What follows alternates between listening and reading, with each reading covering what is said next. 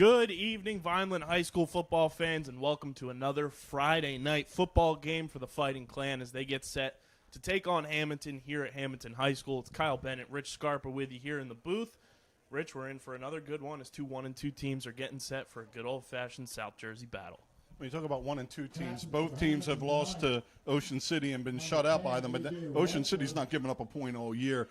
And the schedule that both teams play, these are teams that the record really isn't a good example of where they're at. But for us at Vineland, it's been forever. I went back to 2008, and when there were games, there was no wins.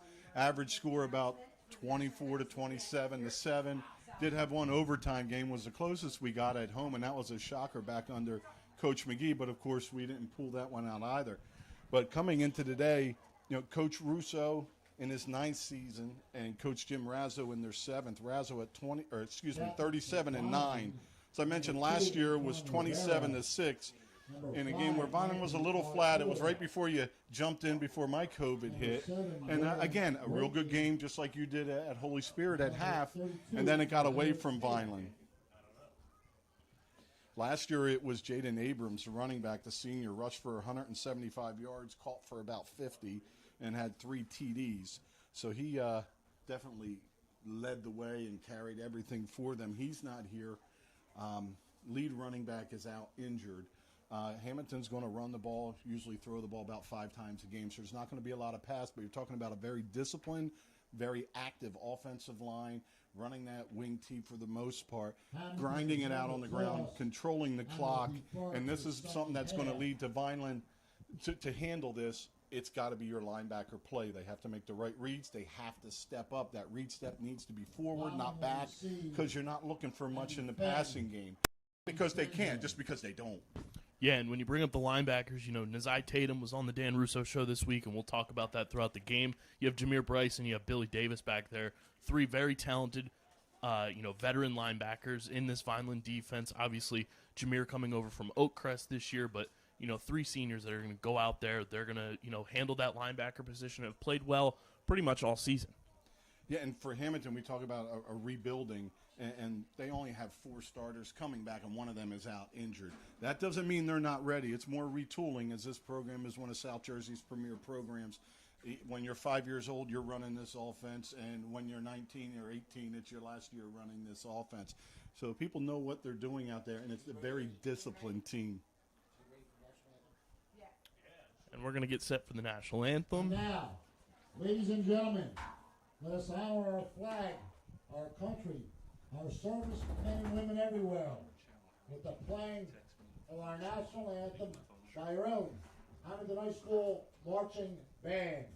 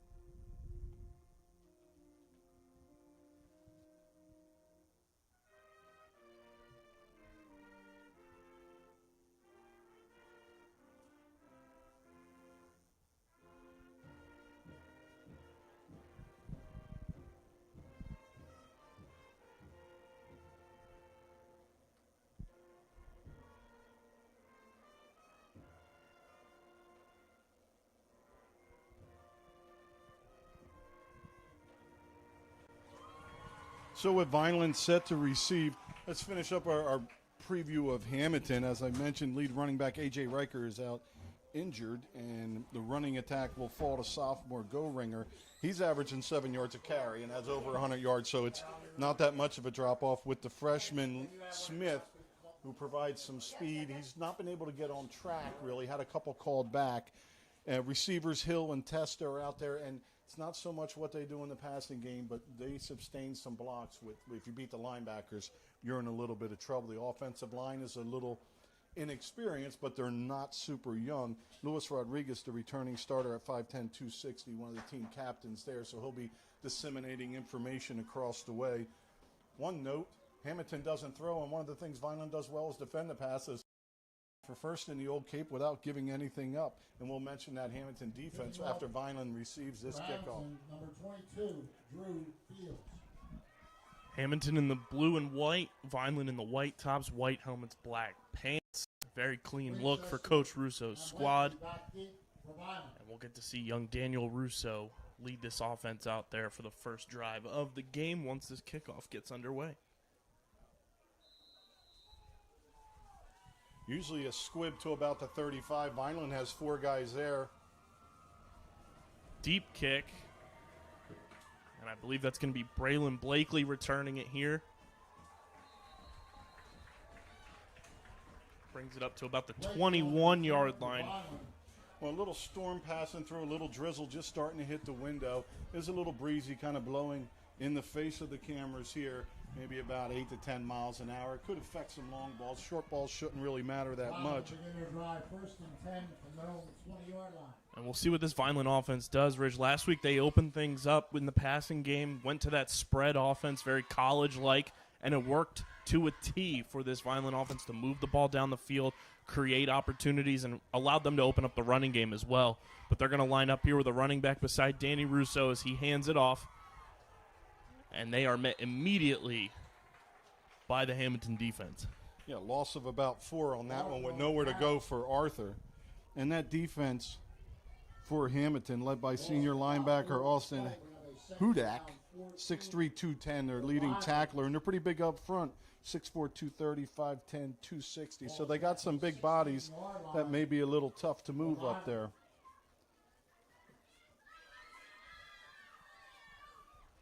That was a big loss of 5.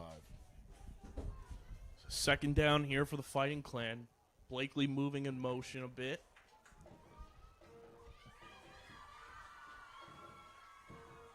Russo takes the snap, drops back to pass, fires. It's incomplete, deflected, intended for Braylon Blakely. Yeah, that one there just, he had some time. It just seemed like the timing or something was a little bit off as that one right into the turf, and that was a short pattern. It was only going to net him a couple yards anyway. And if you're going to attack Hammonton, it's the inexperienced D-backs. On the edges, there's 2 sophomores, 2 seniors in the middle. But if you're going to attack, then that would be the advantage spot to go.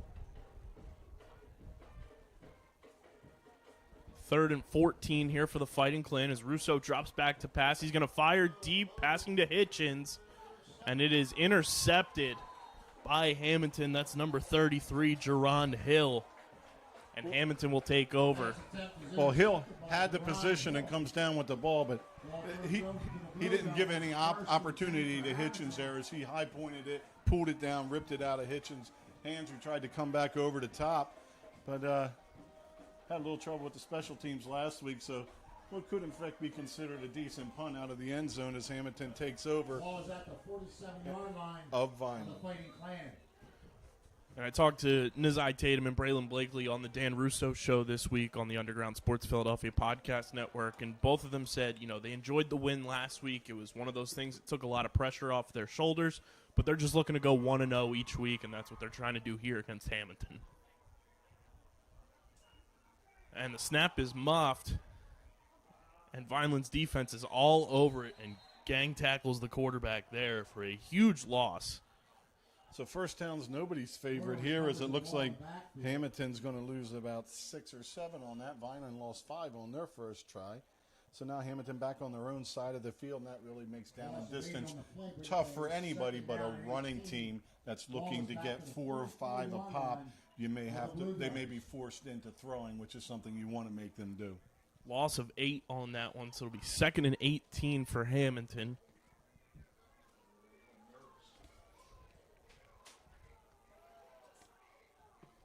Man in motion as the quarterback takes the snap, hands it to the running back. Picks up a decent chunk of yards. Looks like it was Kenny Smith on the carry. Yeah, Smith gets 5 there. Now it's going to be 3rd and about 14.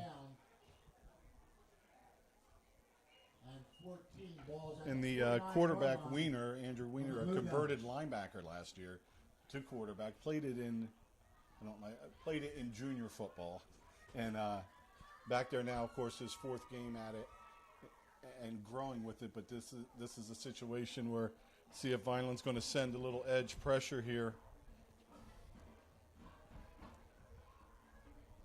Man in motion out wide. Snap is fumbled, and Vineland is all over it for some more pressure up front. Snap fumbled in the backfield, recovered by led by Tayshawn Newman. Loss on the play. Nice job by the linebackers, but also that interior of the Vineland line. 19. Ball is back to the 44 yard. So Hammonton loses about 10 on that first drive. Punt is up and away. Pretty good punt there for Hammonton. Ball's going to bounce a bit. And Deshaun Winchester's going to let that one roll inside the 20, down to about the 19. So 2 possessions, 1 apiece. Vineland at -2 yards as they started the 18, started at the 20 last time.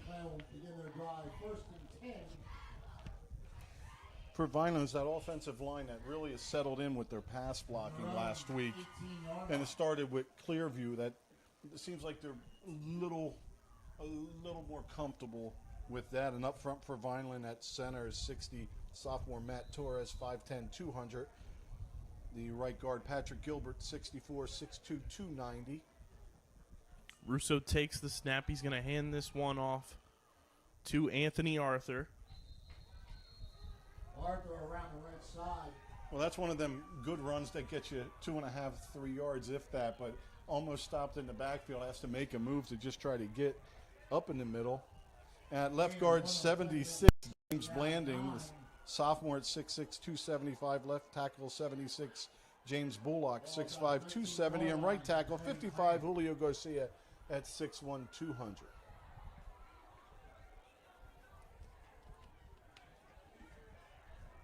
Vineland awaiting the play call here.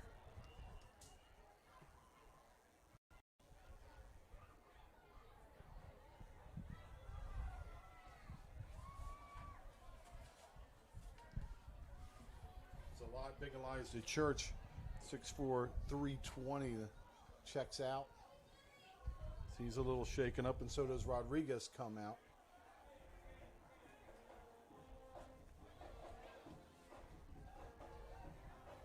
We're waiting at tight end. It's number 6, Willie Davis, the senior, 6'2", 195. Of course, Dan Russo, number 10, your quarterback at 6 foot 195. Anthony Arthur, number 5, senior, 5'9", 190. Waylon Blakely, number 7, 5'8", 165. And Russo takes it himself and picks up a huge chunk of yards for a 1.5 down on that one. I think Russo caught him sleeping like you caught me sleeping with my eyes down. I'm like, all right, they're getting back to the ball. I got about 12 seconds here. And smartly, Vineland takes it quickly and converts the first down of this ball game. Russo does his best Jimmy Neutron impression because he said, I got a blast. And he passes this one out, and that one goes to Braylon Blakely on the screen. Picks up maybe 2. Well, Andrew Warner, the linebacker for Hammonton, does a great job. If he doesn't get his hands on Blakely, that's going to be about 8 to 10 yards. And instead, he's able to stop him. 2nd and 7 here for the Fighting Clan. Russo with a nice little hard count.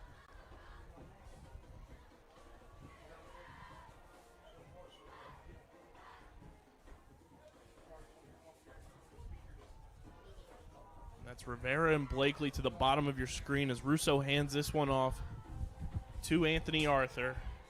And he is stuffed by the Hammonton defense. Luis Rodriguez in on the initial tackle. Yeah, that little bit of gain on 1st down, that's going to be pushed back almost at a 3rd and 10 if it isn't already. As you mentioned, we also see Ethan Evans and Winchester in at the wide receiver spots, and looks like a passing down here for Vineland. 3rd and 10. Coming up on 6.5 minutes left here in the first quarter. We are scoreless. Russo takes the snap, looks to pass. Facing some pressure, he gets rid of it, and it's incomplete. That one was intended for number 8, Tayshawn Newman. Well, that's, you talk about experience usually with older players, but Russo with all his time playing and all the work he's put in, a real smart heads-up job, just outrunning the rush enough to throw it away.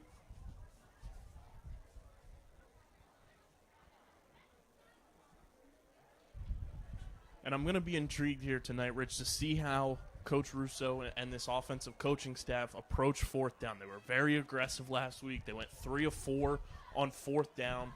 When they come up, with fourth down opportunities that are a little bit closer than this one here that's 4th and 10, I'm going to be intrigued to see if they continue to be aggressive and go for it. 2 of those fourth downs were converted into touchdowns also. One thing I noticed, I was watching some of the special teams with Vineland as we had that block punt last week. And it just seems like the splits on the line are pretty wide, and on the block punt, they could have got blocked by either side as both outside up guys attacked the outside and people ran inside of them. So see if Hammonton has a stunt plan to open that up and see if Vineland's learned from last week.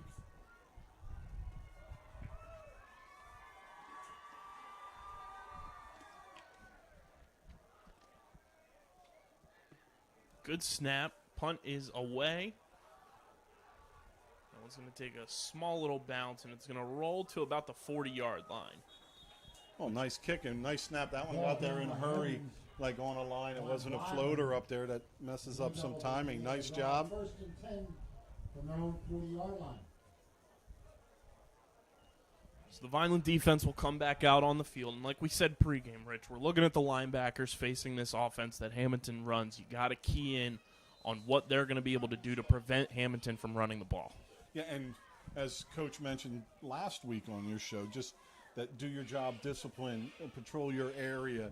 And sometimes you can overflow or you can try to commit a little soon. But this is a tough task for the interior 3 here tonight.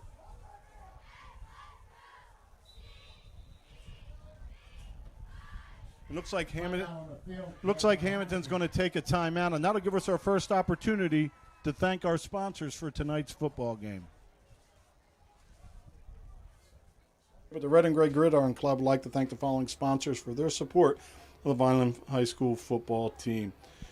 Ducharme's, the Greenview Inn at Eastland Golf Course, Beyond the Insurance, Reconstructive Orthopedics, Newfield National Bank, Van Dodge, Allen Associates, Technid Consulting, Medio Law Firm, Barufi Brothers, G&S Dry Cleaning, Vineland Education Association, Dr. Michael Gorson General and Cosmetic Dentistry, The Claridge, a Radisson Hotel, The Gorgo Group, Larry's 2 Restaurant and Catering, Bettino ShopRite, Carluzzo and Teresi Petroleum Transporters, Homestead Plumbing, Richland Carpet, Manny and Vic's Pizzeria, and Sir Speedy Printing.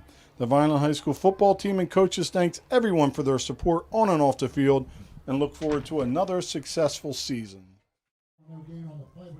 Well, you missed one there, and that was nothing but Billy Davis sniffing out that sweep for a no gain on the first play. That's one of those things where the sky is blue and Billy Davis is sniffing out plays like that.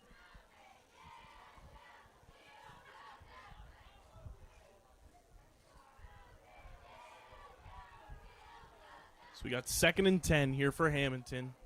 Ball's handed off and runs into a brick wall of Vineland defenders there on that one. Boy, the back hit the hole in a hurry, and Vineland defenders scrape into their holes. I don't even know as much of a tackle as a fill by the linemen as they do a nice job up front.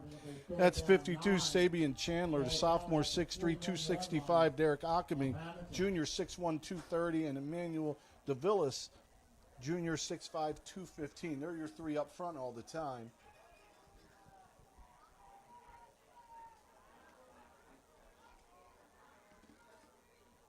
So we got 3rd and 9 here. Hammonton under center.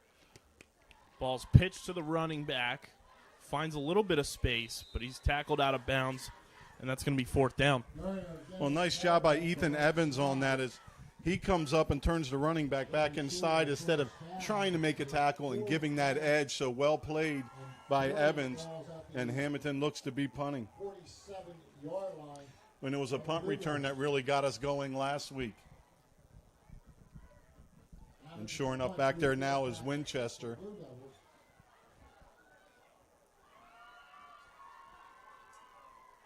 Ball snapped, punt is away.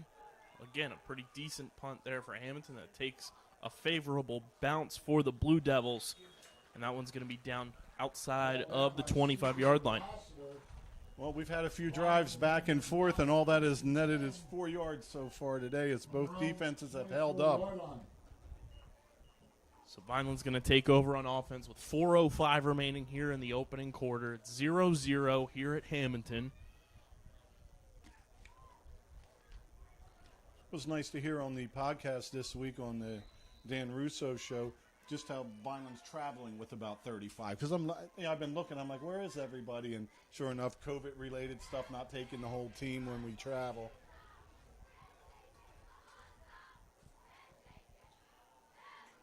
Danny Russo under in the shotgun. He's looking to pass, fires, and misfires there as he was looking to hit Braylon Blakely on a short pass. Looked like a little confusion. I think he was looking for a stop and go or something there from Blakely, and those two just not on the same page.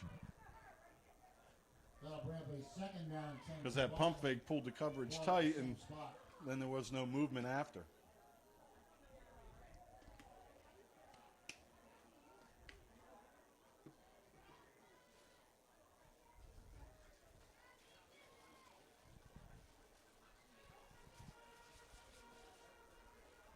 Second down, Russo hands this one off to Anthony Arthur.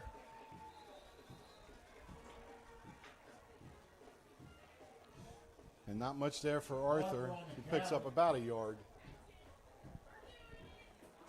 And congratulations to the Vineland freshman team yesterday, beating Hammonton 26-0 for their first win of the season. It's so nice to have freshman football back after last year. As you know, no freshmen, no JV, very limited varsity. There's a lot of inexperienced players on both sides without having that season to prepare last year.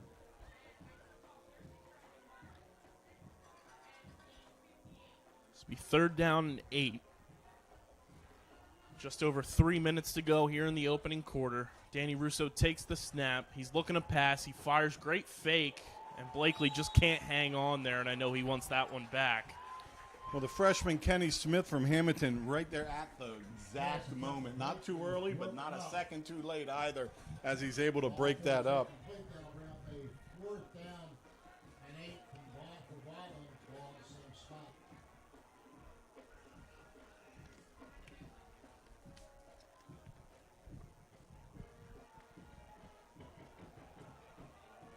So Vineland tries to throw it twice.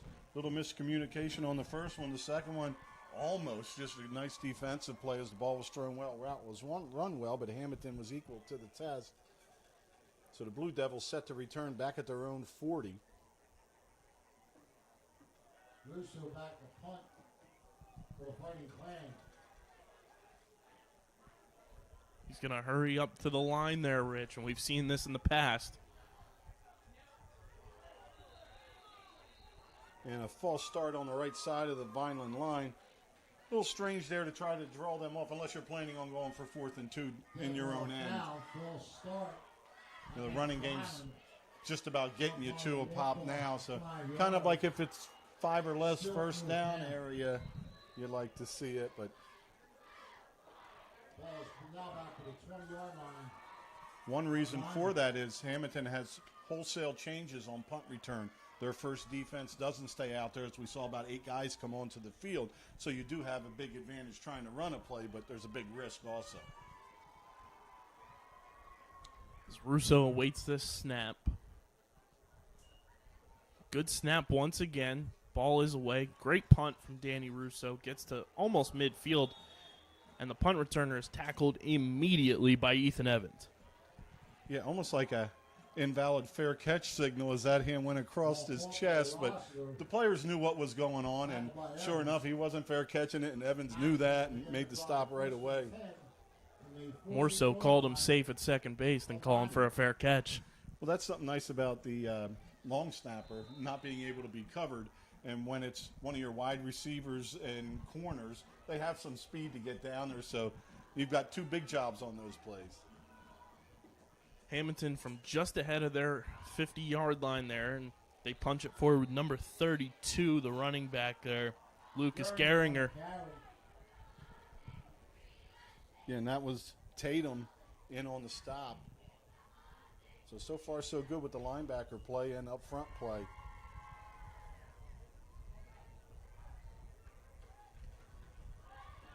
Almost 2. Out of a second down and 8. And aside from Russo's run, that's one of the bigger gains of the day. Is like we're averaging about a yard a play so far. Now Hammonton takes the snap, rolls out. It's completed. And Geringer's pushed out of bounds after about a pickup of 4, maybe 5 on that one. Hammonton rolling to the short side. They also tried sweep to the short side earlier. And that could be the fact that aside from Smith, the freshman running back, they may not have the speed to get to the outside, so you attack that short side.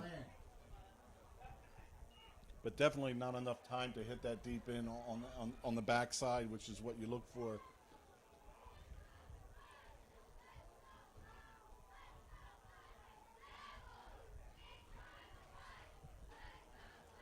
Third and 7, 3rd and 8 for Hammonton.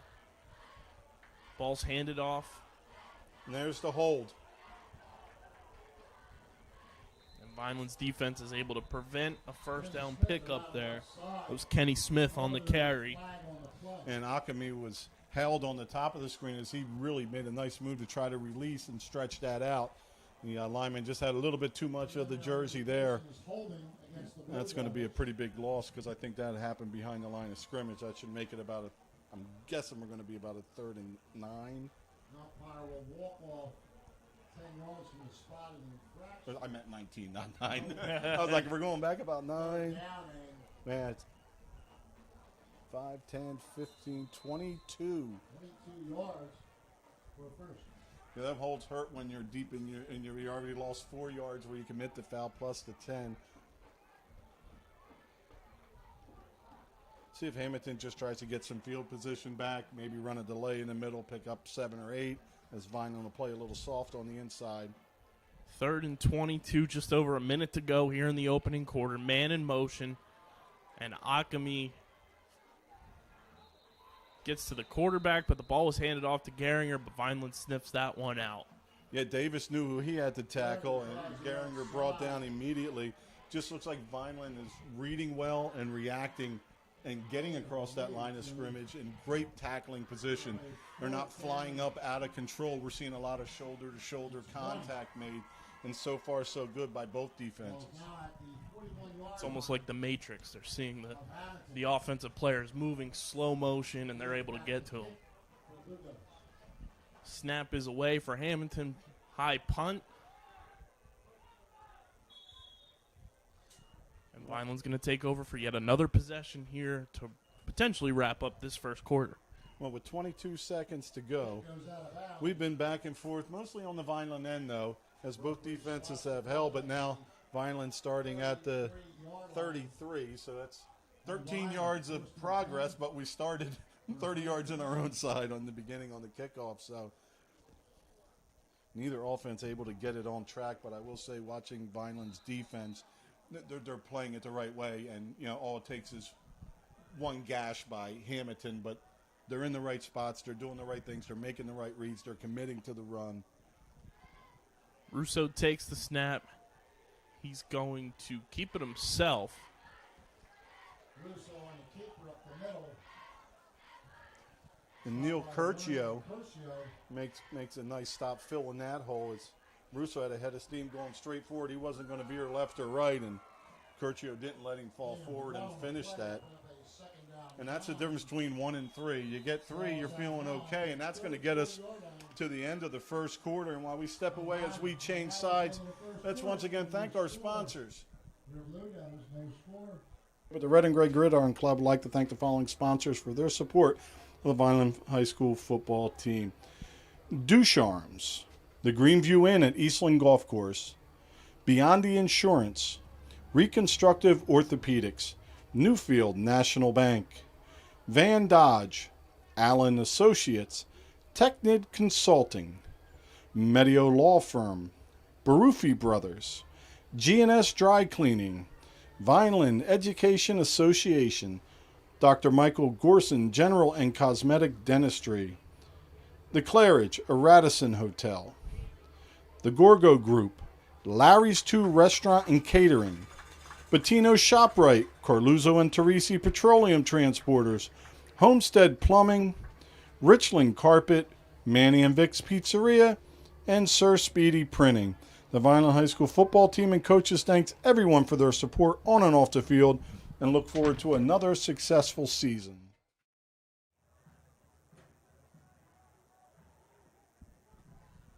And we're back for the second quarter, Rich. And like we said before the end of that first quarter, Vineland's defense has been playing very well. They're winning that side of the ball. We'll see if the offense can pick it up here in the second quarter.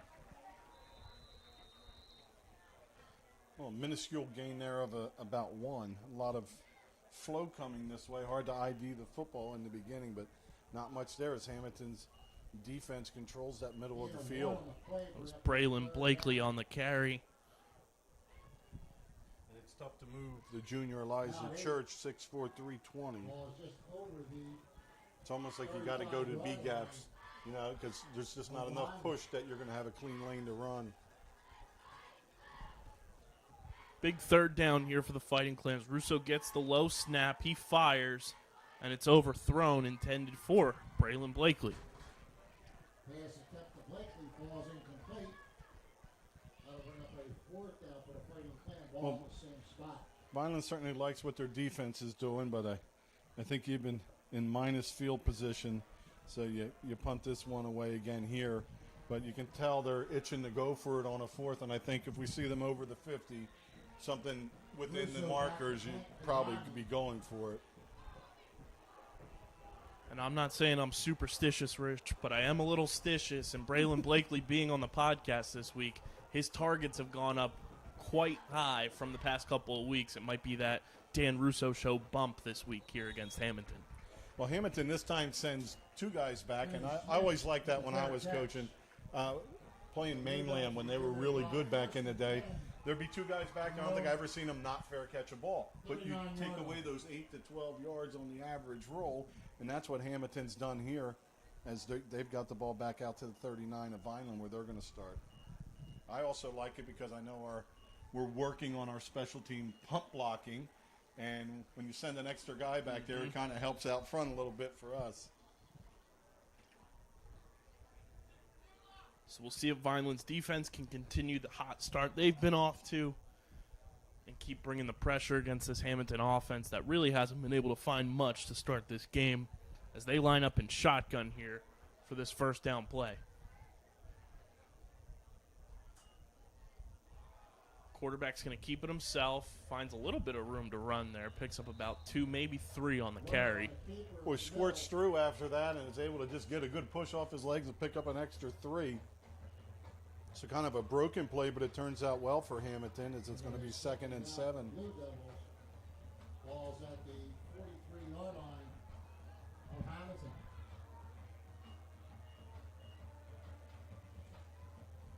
And it seems like Hammonton's quarterback, like you said, he's inexperienced at the position, still getting his feet under him. He's got a little bit of, the jittery nerves back there at the QB position. Vineland's defense has to continue to take advantage of that and create pressure and make him uncomfortable as they key in on Kenny Smith there for little to no gain. Well, they had a real nice block on the edge, and it's Ethan Evans that came up, and a little hesitation from Smith. I think if he hits that full speed, he's going to get 3 or 4 yards. Nothing major, but he hesitated and then able to close, but they had sealed that corner on the side. And that's not a loss for the Vineland line. I mean, you're getting a man-on-man block and then a wing coming down or a receiver coming down on you. And they had it sealed there, but this nice job by this senior linebacker and D-backs. They're all seniors back there, and they've seen a lot of everything. 3rd and 8, man in motion. Hammonton in the shotgun, and that one's well overthrown, intended for Kenny Smith. He did get a hand on it, but just not enough height there for Smith to reel that one in. That'll bring up a 4th down. And Hammonton's going to punt once again. Ball at the same spot. Tatum a little gingerly limping around out there. Hopefully he can walk that off.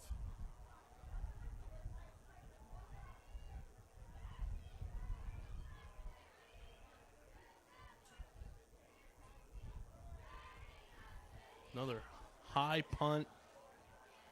Oof. Somebody didn't hear the danger call. It's almost hit the Hammonton player, and then that makes that a live ball.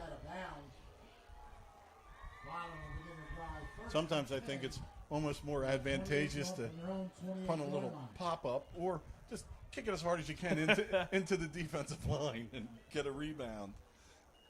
So we'll see what Vineland does here on this possession, Rich. And if you're Coach Russo, you got to start thinking a little more creatively, open this offense up a little bit more, and try to move the ball down the field, even if it's with little 3-4 yard chunk plays.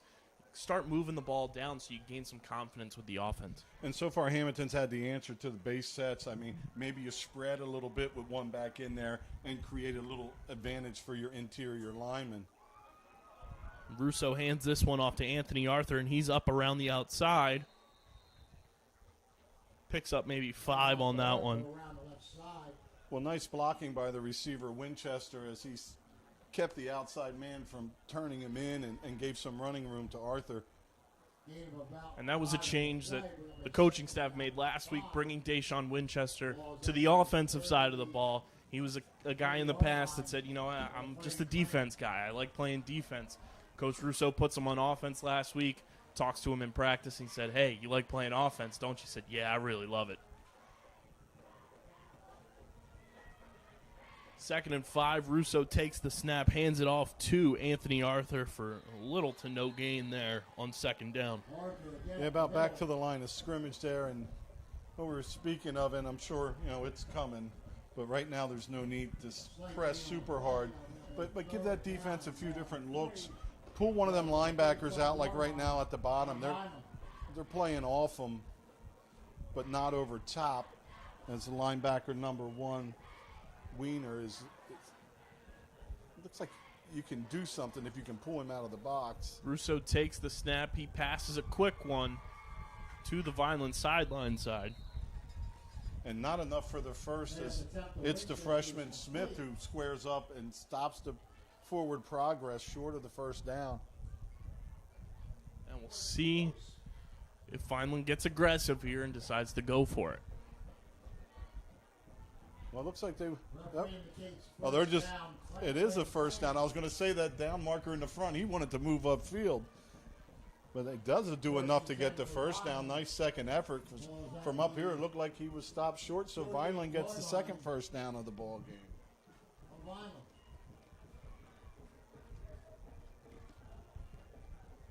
Russo in shotgun. Anthony Arthur beside him. He takes the snap, hands this one on the fake, and Russo looked to pass that was intended for Tayshaun Newman. And Dylan Testa right there to try to make the stop, but if he's able to hold on to that, you got a guy to beat before you get about 7 or 8 yards. So nice job defensively and offensively there, just not able to come down with it. This will be 2nd and 10 here for the Fighting Clan. About 7:18 remaining here in the opening half. Scoreless ball game. And the wind has died down, and there is a fog and a light drizzle.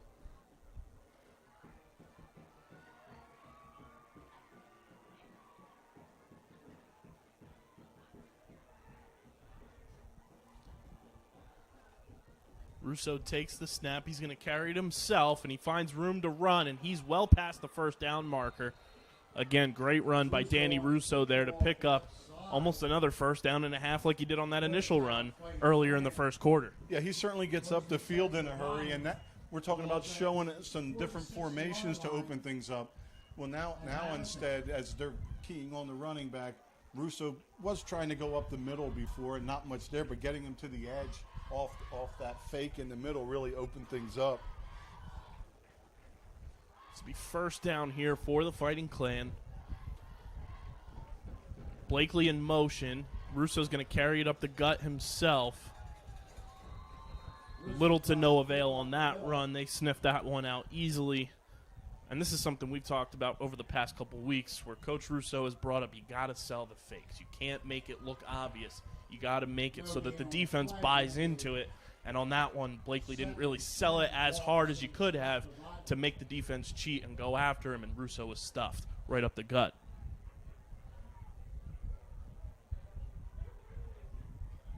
Russo drops back to pass. He's firing deep here. It's intended for Blakely. And it's incomplete. Testo well defended there. As you're talking about carrying out the fakes, you know, so many times, like you got to sit on the field and explain to your guys and show them that fake is a half a second, and then my chest isn't here to tackle. You got an arm, and you allow your people to break some tackles by carrying out your fakes properly. I know as a former linebacker at times, you have to locate the football. You read your stuff, but you've got to locate the football. And the way people are running lets you know if they have it or not. Rain coming down a little bit harder here at Hammonton High School. Still kind of a light drizzle. Russo takes the snap. And that one is also sniffed out almost immediately by the Hammonton defense. And we'll see what Vineland does here. You know, they're across half field. It's 4th down. They were aggressive last week. We'll see what they decide to do here. I'd like to see us kick and establish some field position in our favor as we're under 6 minutes to go. I think if you can add 30 yards to what they have to do when the first half, I don't think Hammonton's had a first down, if I'm not mistaken. So really don't want to keep them that close. So Vineland looks to punt. 2 guys back for Hammonton. Snap is away. Kick is up. Great punt by Danny Russo. And this one will be returned, and Kenny Smith has some room to run, and he's run out of bounds by Braylon Blakely. Great return by Smith on that one, Rich. Yeah, outside containment didn't happen. A nice block by Hammonton, as from the hash marks out, there was nobody there. So that turns out as if you went for it on 4th and you didn't make it, but instead a little more momentum for Hammonton. From the 50-yard line. So Hammonton will take over at the 50-yard line with 5:15 to go here in the opening half. It's a 0-0 ball game. And I guess the best case scenario here is that Vineland's defense has stepped up in a big way all night long so far. Let's see if it can continue here on this drive. Well, all night long they've gone short side in this formation. Tries a little cut back there, but you know they're going to set you up and boot around that side eventually. So make sure you have that edge still controlled out there. That was Akemi on the tackle. No gain on the play, but a 2nd down 10. Ball at the same spot.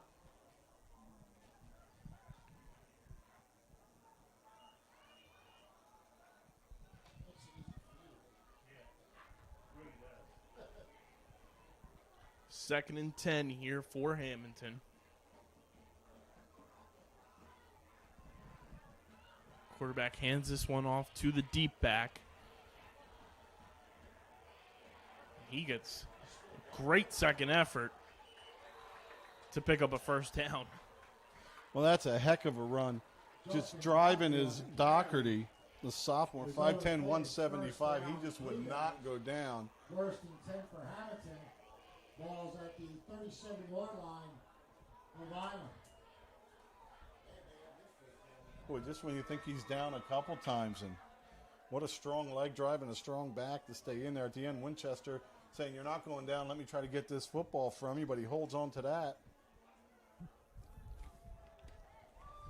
First down for the Blue Devils here from the 37-yard line, ticking under 4 minutes to go here in the opening half, and this one's handed off to Kenny Smith, and he is met immediately by Billy Davis. Billy Davis again on the stop, and a beautiful stop, stops him in his tracks right away as he fills. Gain of 1 on the play, bring up a 2nd down 9. Ball is at the 36-yard line of the Fighting Clan. Well, let's see what Hammonton has up their sleeve, because if we don't see it this play, we're going to see it next play. You know, you really got to watch the ball. You got to watch your keys.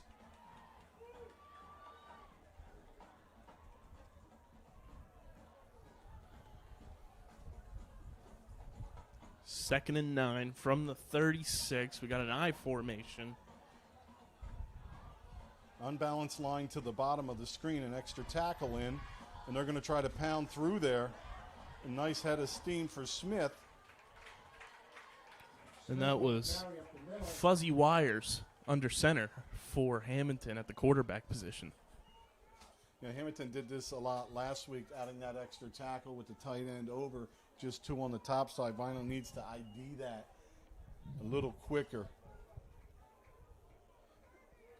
As they have the same look again here. If we're talking all-name team this season, Rich, I think Fuzzy Wires might be at the top of that list.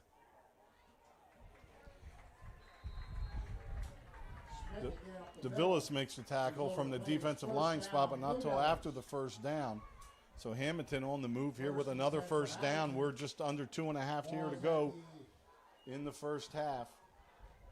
By far, Hammonton's best drive. And the way they're running this, it's almost like a pinball machine. You're pulling the trigger back and just letting it fly, and they're bursting through this Vineland defense right now.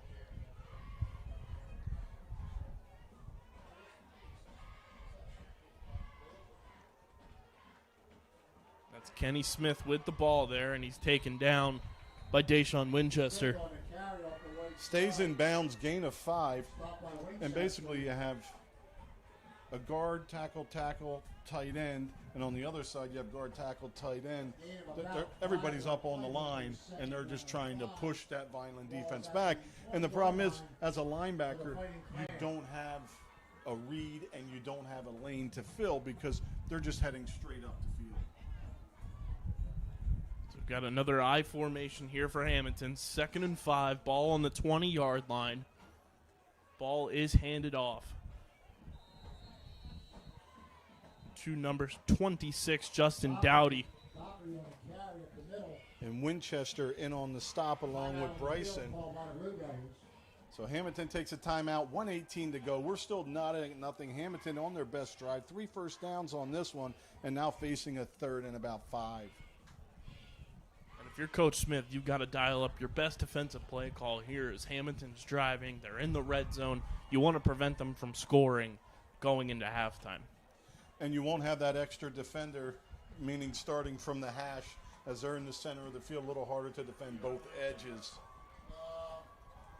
But also a little more room to see. We used to play Millville back in the day, a massive line, and we were running a 5-2. We'd switch to a 5-3 and stunt the Mike backer just to flush them out, like you're rabbit hunting, to flush them out so you can ID where they were. A little bit of that happening with all these linemen up front. Big 3rd down here for the Fighting Clan defense as Hammonton trots back out onto the field. I think it's time for Akami to make his play here. Let his presence be known.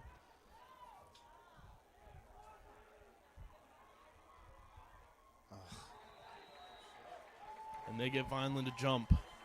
Yeah, especially coming out of the timeout. I mean, I'm sure that was repeated a couple hundred times. If not more.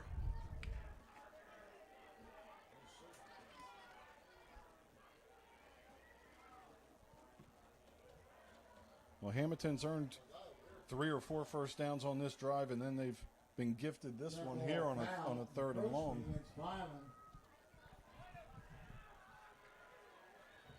So 1:18 to go. Hammonton looking to get on the scoreboard. As we mentioned, the rain on and off with a drizzle. It seems to have slowed down. The wind's still dead. It's on the other side of 15. There's nobody watching.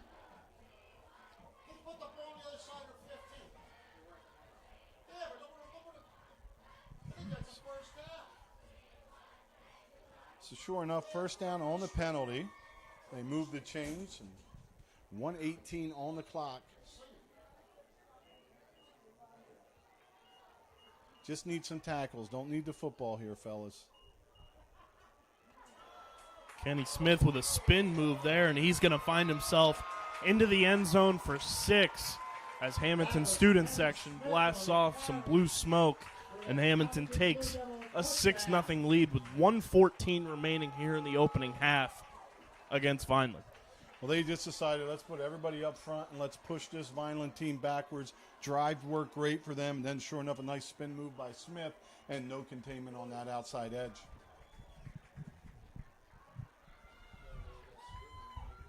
And you always have to keep that outside shoulder free when that's your responsibility out there. But trying to do too much on the tackle. And the kick is up and good. And it's 7-0 Hammonton with 1:14 remaining here in the opening half. So Hammonton gains some momentum. Vineland have a short time with the ball. They have 2 timeouts left. Also, we'll be kicking to Hammonton to start the third quarter after this minute 14 comes off the clock. I'll have to ask Kenny Smith after the game what button combo that was for that spin move. Well, they've changed them on me. My kids beat me because they're not the ones I played with for a decade. And I was too lazy to change them back to what I played with, so I just decided I wasn't going to play.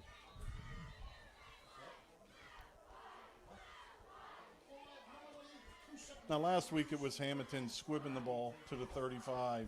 This first kickoff went deep, so Vineland may have a chance to return here. Which plays in their favor with the speed that they put back on these returns. I'm sure there's plenty of speed on Hammonton, but so far we've only seen it from Smith. He's the only one that's been able to use his speed to gain leverage on the defense. Winchester and Blakely back deep for the Fighting Clan. That'll be Braylon Blakely and Deshaun Winchester deep to receive this kick.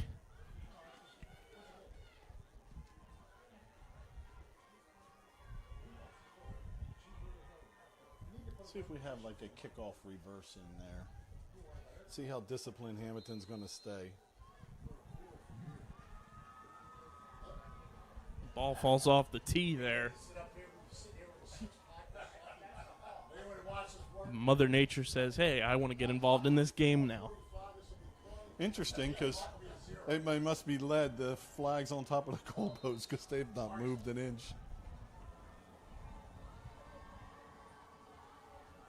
And this kick is away deep. And it's going to go out of bounds, which is a nice break for the Fighting Clan. They'll have some field position. Let's see if we're going to spread them out yet or not.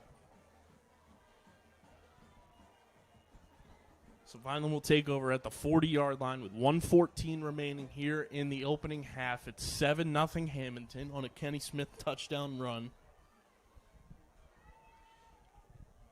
And one good thing for Vineland, even though you're down, Hammonton went to the extra lineman double tight end before half. So you have halftime to fix it. To fix that in the third quarter, by the time you got a fixture in the fourth, they would have 2 or 3 drives with that advantage that they have. But Coach Cliff Smith and the defensive unit should be able to make some changes to slow that down.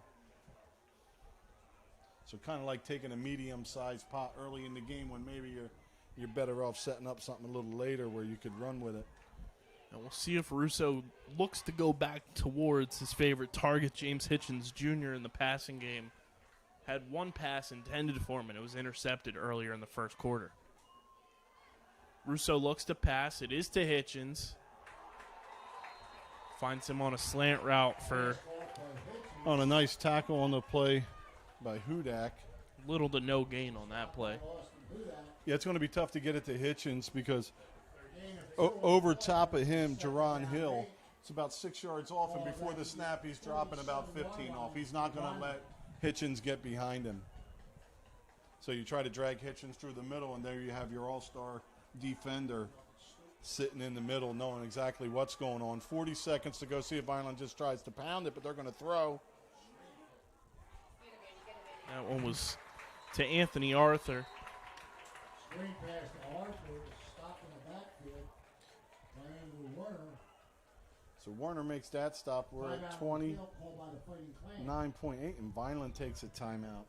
Did notice on that play there, Coach Volpe moved Hitchens over to the opposite side, and number 33, Jerron Hill, stayed where he was positioned. So he's just navigating that side of the field, which, if you look at that going into halftime, that could play into how Vineland calls this offense for the second half. Yeah, nice catch on that because you certainly saw the discipline with 33. So 30 seconds to go. Vineland with the timeout. 3rd down and 10.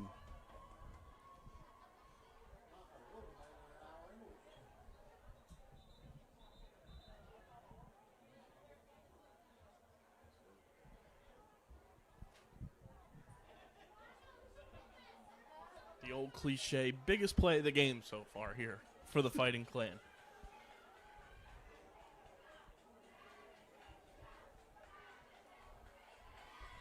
I believe Hammonton has 1 timeout left. I think they've called 2. Hitchens lines up against number 33, Jerron Hill. Russo goes the opposite way to Tayshawn Newman. Pass attempt to Newman is complete. And Hammonton's happy to go into half. They haven't called timeout. There's 15 seconds in running. I don't think Vineland's going to. I think we may make this half. Gain of about 7. That'll bring up a 4th down and 3. Vineland calls timeout with 10.5 seconds left. Of Vineland.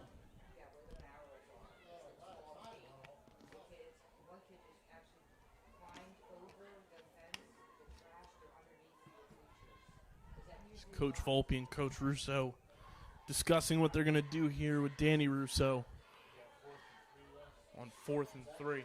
Well, you're making Hammonton defend one more play, and probably at worst you're making your offense or your defense possibly defend the play. Hammonton may just take a knee and head in. So we'll see how this works out. But as you mentioned, 3 or 4 on 4th downs with 2 touchdowns last week.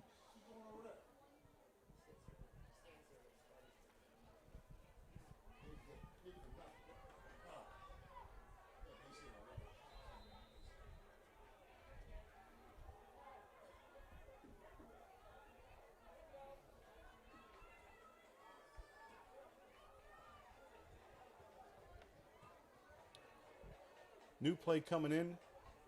Vineland has time to get it off.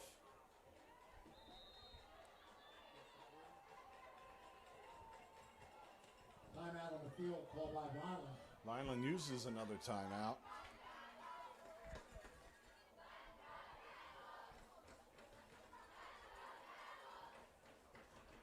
Yeah, a disciplined team is going to be hard to draw them off. They know down and distance. They know what time's left. Nobody's trying to make a tackle before the 1st down. That's not what's key here, and that's not what they're being told to do. Just contain, defend. If we have to do another play, we'll do another play. We'll defend another one.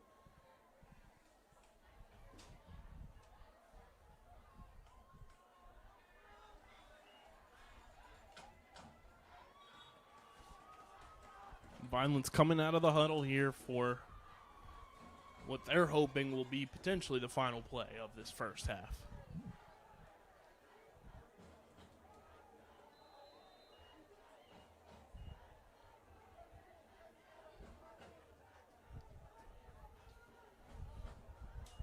They're going to punt this one as Russo kicks it away. Quality punt there as it's going to take a really nice bounce. And that's going to run out the clock. So halftime here at Hammonton, 7-0 Blue Devils. Not the most ideal half on the offensive side of the ball for Vineland. The defense, they do give up the 1 touchdown, but overall, a pretty solid half of football for the Vineland defense. Yeah, defense was doing great. Once they went to the extra lineman down there, Vineland didn't have the answers, and Hammonton just able to get a push to move. So Vineland's going to have to defend that starting this 3rd quarter, but the base offensive packages have been shut down by the Fighting Clan, and so has the Fighting Clan's offense by Hammonton. So a defensive battle that Hammonton pops one in, bouncing outside on a run to get the lead. So Vineland has some work to do, but no doubt they can handle that when make some changes at the half. Well, we will be back for the 3rd quarter. And hopefully a nice Vineland comeback. I'd like to see them spread and start moving again. So we'll be back for the start of the 3rd quarter. Thank you for watching VPS TV's Vineland High School football. But the Red and Gray Gridiron Club would like to thank the following sponsors for their support of the Vineland High School football team. Ducharme's, the Greenview Inn at Eastland Golf Course. Insurance, Reconstructive Orthopedics, Newfield National Bank, Van Dodge, Allen Associates, Technid Consulting, Medio Law Firm, Barufi Brothers, G&S Dry Cleaning, Vineland Education Association, Dr. Michael Gorson General and Cosmetic Dentistry, The Claridge, a Radisson Hotel, The Gorgo Group, Larry's 2 Restaurant and Catering, Bettino's ShopRite, Carluzzo and Teresi Petroleum Transporters, Homestead Plumbing, Richland Carpet, Manny and Vic's Pizzeria, and Sir Speedy Printing. The Vineland High School football team and coaches thanks everyone for their support on and off the field and look forward to another successful season.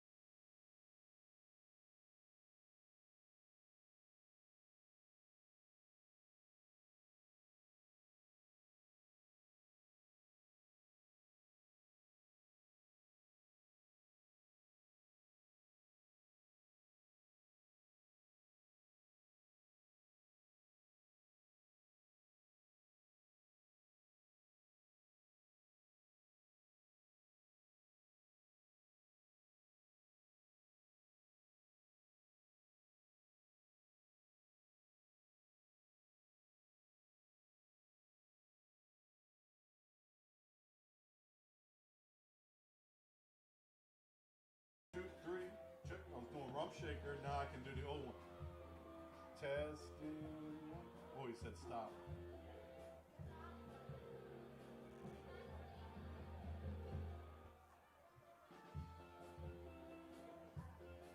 Harper's got to get a little closer to Tatis's home runs. What's he got, like 6 to him now? He's had 7 more than him since the All-Star break. So. Yeah.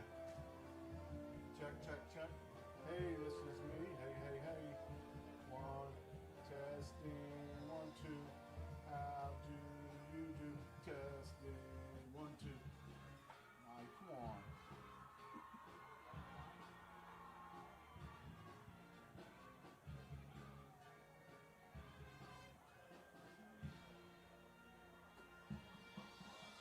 Tatis has 39, Harper has 33.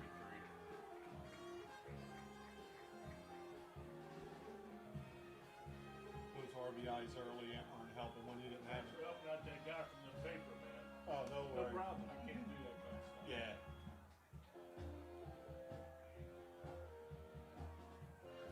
So how you doing? Simply marvelous. I thought we were going to be running that clock a little quicker and a little more tonight. I thought it'd be more, a little less passing from us till something happened. Told my wife this will be in 2 hours. I'll be in and out. You know what he hoped. Not that. We're only 15 over now. Actually, the second quarter ended not quite 7 o'clock. Yeah, that was like that was an less than hour an and a hour half. for the first day. Yeah. That's pretty good. Hey, what's happening? Cool.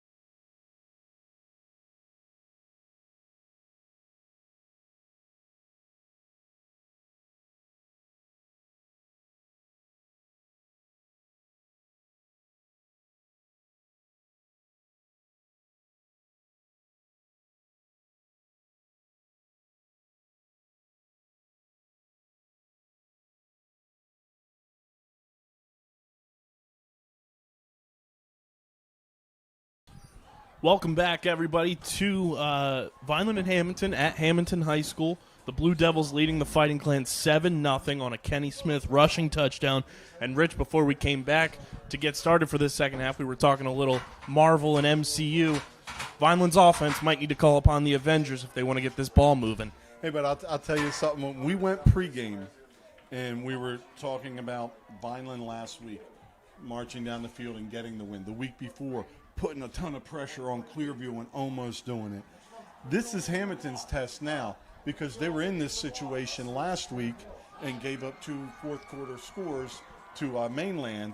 So, they're white-knuckling it here, and they're hoping to gain that momentum. And that's part of rebuilding or retooling, losing so many guys. And we kind of think we've handled that well and can build on it. So Vineland's been in this position before and has been successful. Hammonton was in this position and was not successful. So this is a great opportunity for Hammonton to right their ship, but also Vineland can get some offense going. And the other thing is, defensively, they have to be able to stop the extra linemen in there and just bully football driving up the field. And hopefully they can make that chance. The defense has been stellar. There was one drive with extra linemen and not much you could read and see, but the base offensive packages, both defenses handled the offenses very well. Slight edge to Vineland with maybe 20 more yards, because there wasn't a lot of yards until that last drive from Hammonton when they went to the extra linemen. So interesting to see what's going to happen. The rain picked up, the rain died down. The ball will be a little wet, and maybe a turnover seals this one or steals this one. So that's something to pay attention to. Of course, running the ball, a little tougher to hold on to than passing. And a big thing for Vineland, outside of their game against Ocean City for the Battle at the Beach, they've been a second-half team in terms of scoring the ball. Their touchdowns have come in the second half against Clearview and against Lenape last week. So we'll see if that trend continues and they can finally put some points on the board here at Hammonton. Well, one nice thing about the Vineland coaching staff is they added a few pieces, but they didn't subtract any. So these guys have been together for a while, and they've been through it a lot. And I no doubt in Coach Cliff Smith, the defensive coordinator, with Coach Goose up front, that they're going to figure out what they need to do with that and should be able to shut that running game down. Alessio Ashman lines up to kick this one away as Hammonton will receive the second half kickoff. And the second half is underway. Good kick by Ashman. And this one about the 35-yard line on that return. Not much, but a decent kick for Ashman on that opening kickoff here for the second half. Well, big popping as they come off the field for Hammonton. It's Jared Hill, the corner, coming off, grabbing his hand. He's maybe took a helmet to it there to see if that affects him on the defensive side. But the defensive side now belongs to Vineland as they defend 1st and 10, ball on the 35-yard line. Hammonton. That will certainly be something to watch because he's the one that's matched up with James Hitchens Jr. all night. That's Kenny Smith on the carry for Hammonton. A couple spin moves in there, and that's not the first time we've seen Smith with them. And one problem with using a spin move in the middle of the field is it's easy to have the ball come out. It's something different if you plant and step and spin to get to the outside. But in the middle of that field, there's a lot of traffic. We all know that from playing Madden. You don't spin in between the tackles, right? And about 5 balls at the 40-yard line of Hammonton. So it'll be second and about 5. Man in motion for Hammonton. This one's handed off to number 32, Lucas Gehringer. Gehringer on the carry up the middle. Antoine Rivera comes up, maybe gets a little far upfield, but then dives back in on the tackle. 44-yard line of the Blue Devils. So probably the shortest third down of the night for Hammonton here. And this is a big one for the Fighting Clan defense. Put a stop to this drive early and crush any confidence that the Blue Devils might have. But it looks like they're going to pick that one up on the quarterback sneak by Fuzzy Wires. Wires on the sneak. Well, Wires in there for the sneak, and he's planted. He gets the first down, but He had about 200 pounds and plus landing on top of him, and he quickly checks out. Of Hammonton. Wires listed at 135 pounds doing the QB sneak there. Well, not checking out, just hitting the sideline for the play as he stays in. Again with the extra lineman in, double tights. Number 20 in motion. Ball's handed off. That one's to Kenny Smith. Smith off the left side. Evans again on the stop. Nice pursuit by the Vineland defense there. That's a minimal gain. Going to make it second and about 8. Gain of about 2. We're going to play second down 8. Ball's at the 49-yard line of the Blue Devils. As we keep calling Kenny Smith's name, I keep waiting for Charles Barkley and Shaquille O'Neal to come through.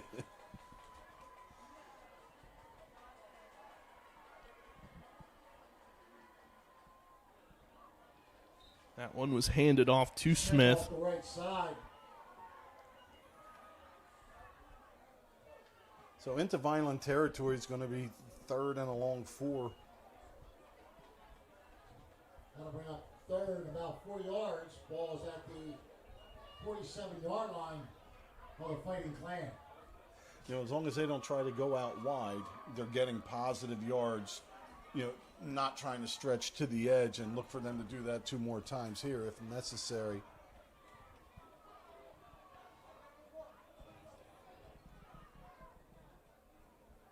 That one's handed off to Smith, and it looks like he's going to have a first down on that run. Smith on the carry up the middle.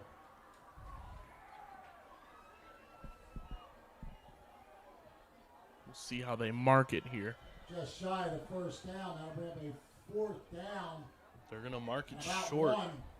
Ball It was just kind of inside weird. He the took another 45 step yard up the line field with the football. of I thought he Vineland. was a little closer to the first down. Anyway, so the ball looks about good. 4th and short. Now, this is a tough one to not jump off on Yes. because it's such a short distance to go. See if Fuzzy's going to take it himself. He's going to hand that one to Kenny Smith, and he found a hole and picked up a good chunk of yards there. And he's running with confidence right now, Rich. And Tashawn Newman going to the ground just grabs his ankle and trips him up before he's gone. Ball is at the 35-yard line of the Fighting Clan.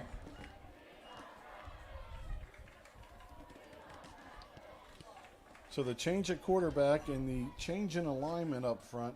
Vineland yet to answer as Hammonton drives into their territory as we take a look and see, sure enough, tight splits, lots of linemen. Wires takes the snap, hands it off to Geringer, and he is met by Jameer Bryson. Lucas Geringer on the carry. Chandler in there with him also as the nose tackle does a nice job there, and that's going to be a loss. Slight loss on the play. I'll bring up a second down at about 11. Ball is back to the 36-yard line of Vineland. 2nd and 11 here. Closing in on 7.5 minutes left in the third quarter. And The clock Hammonton's driving. Running the whole time as they just grind it on the ground. A little bit of confusion. And a timeout for Hammonton. Timeout, not the worst thing in the world for Vineland as Coach Smith hits the field to talk to his defense. They've made some changes and they've made a stop here or there, but it's that 3 to 4 yard push that Hammonton's getting. And it's a nice job by the line, and they have the fullback in there, lead block, and trying to open something up. But for Vineland, you can't get upfield, you know, and previously you're picking a side, I would think. I don't know if a stunt's on, but even if there is a stunt on, you need heel depth into the backfield. You can't continue to get up the field 3 yards because it allows all that running lane underneath.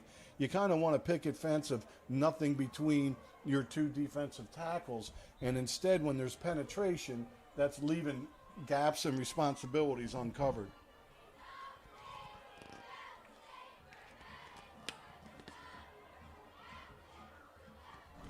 Second and 11 here for the Blue Devils. They are driving. And it's 7-0 in favor of the home team. As this one's handed off to Kenny Smith, and he is met immediately by Antoine Rivera. And that's the kind of play you need, a tackle for a loss there. Little confusion by Hammonton before the snap, and as we mentioned, they've got some new guys back in there, changing quarterback, young running back, and rotating some, but on that one, Rivera comes right through, and that's a big stop. So now you make a stop here, you're in good shape on fourth after you see what Hammonton wants to do. This is where Smith going up the middle and then jumping to the outside has beat you before. Oh.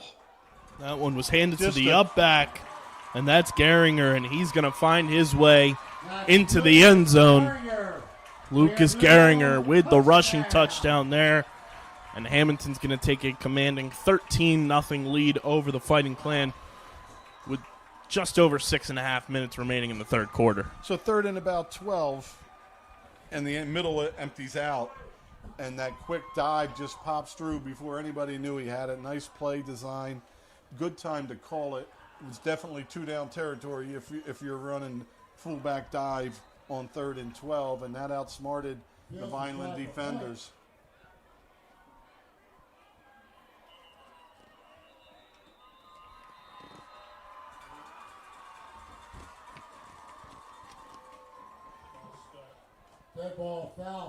Flag on that one.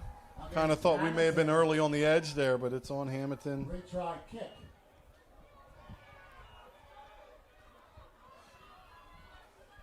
Well, the offensive coach is led by Coach Volpe, the coordinator, to get their hats on here and see what they're going to try to do. We all know what worked for them in this situation last week, and I think you can test an inexperienced but older secondary. Could almost be like Dr. Strange looking for all of those outcomes to see which one's going to work for this Vineland offense. The kick's no good. With 6 minutes, 35 seconds left in the third. So 6:35 remaining here in the third quarter. Hammonton goes up 13-0. And we've seen some changes on the Vineland side. Hammonton kind of kept it the same and broken play there. Gets him in when we would have been at a fourth and about 10, even if he picked up 3 or 4. We haven't seen what the Vineland offense is going to do a little differently after getting time to regroup.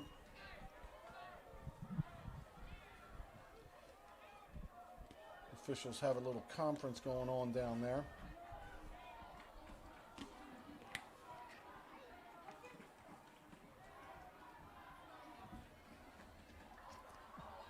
As Coach Russo has a meeting of the minds with his players and gets set for this next drive, you got to think Coach Volpe and company want to open this offense up a little bit more. You're down 2 scores.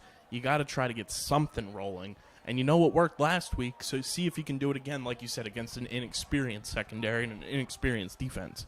Yeah, and even if you just start hitting them with formations, get one mismatch, maybe just little hooks, because they're playing so far off you, or maybe just running in the middle after you spread the support outside.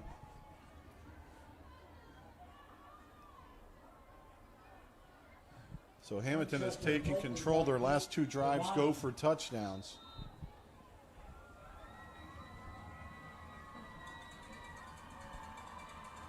Hammonton sends this one deep. And it's going to be Deshaun Winchester to run this one back as he's trying to get to the outside on the far right side of the field, and he's taken down just before the 30-yard line. Well, he ran about 60 yards and did a nice job beating that edge to get a nice return out of that instead of being pinned down inside the 20. From their own 29-yard line. The other thing with that score, that allows Hammonton to really play off until Vineland gets in the end zone, if they do get in the end zone. Allows you to play off, gives you room for error in front of you without giving up points as compared to that one-score game.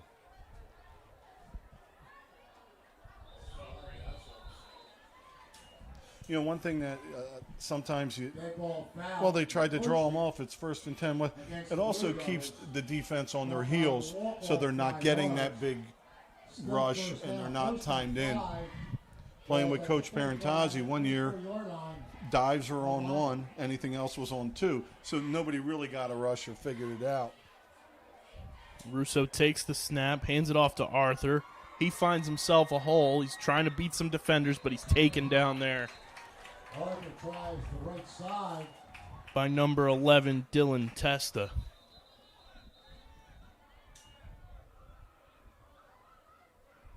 We have a player down on the near side for Hammonton. And boy, Arthur tried to do the right thing and plant his foot and cut it up, but the defense was there. So then he didn't really bounce wide and lose anything. He just tried to scrape down and find an opening using his straight arm, but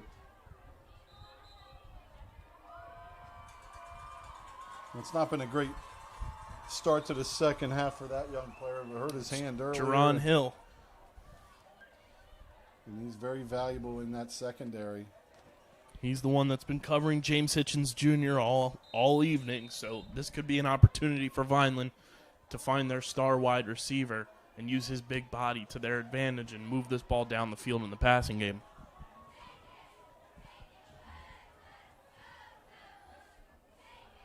Russo looks to pass. It's complete. But Deshaun Winchester is met immediately Pass attempt to Winchester is complete. by Andrew Warner and Kenny Smith. Gain of 1, so third and short here, third and 2. Third down, about 2. Ball's at the 37-yard line of the Fighting Clans. We're over halfway through this third quarter here as Hammonton's drive ate up about 6 minutes. Vineland with about 30 seconds on this one so far, looking to convert on their own side of the 50. Russo takes the snap. He's going to keep it himself, and he's going to run for a first down. And that play has worked to a T all night, Rich. They've been able to use Daniel Russo's legs to pick up first down after first down after first down when they call that QB keeper. Especially when he's following and going to the outside instead of up in the middle. But we saw what Hammonton did. Just putting one there and you're not ready, you get by the linebackers, you're gone. So I understand why we're hitting it up in there. Jerron Hill has checked back in for Hammonton.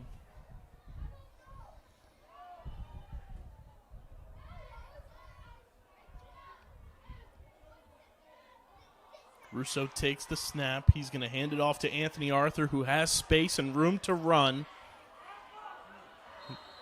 Breaks free of Jerron Hill. Arthur runs around the right side. Real nice block by Tayshawn Newman, who sealed the edge for Arthur. It's probably the cleanest look Arthur's had today. Those are the types of runs we've been talking about all season here in the booth, is getting Anthony Arthur around the outside and getting him up the field and using his speed when he's got room to run. That time they even used Hammonton's flow to the football as kind of a counter coming back around. Russo takes the snap. He gives it off to Arthur once again. He's got space. He comes close to picking up another first down. Arthur around the left side. Well, nice drive there also, and Arthur gets rolling. You know, we've been waiting for a while, and not waiting on Arthur. It's the offensive line that's made it to average in the past few years, but never been a plus on the team. We have a young line now that's building on being a plus with all underclassmen on there, and they're getting better every game. But we give him a little bit of space and let him get to the line without getting hit. You have a very talented back there. 2nd and 3 for the Fighting Clan. Russo lined up in shotgun. He takes the snap, looks to pass, he's firing, it's complete. That's number 1, Ethan Evans. It's fumbled, and Hammonton falls on it. Almost recovered by Winchester. He has the wet football squirt out of his hands. So Hammonton's going to have it, but deep in their own end. Vineland with some life on offense, but now the defense has to get them that 3 and out with 3:38 to go here in the third down, 13.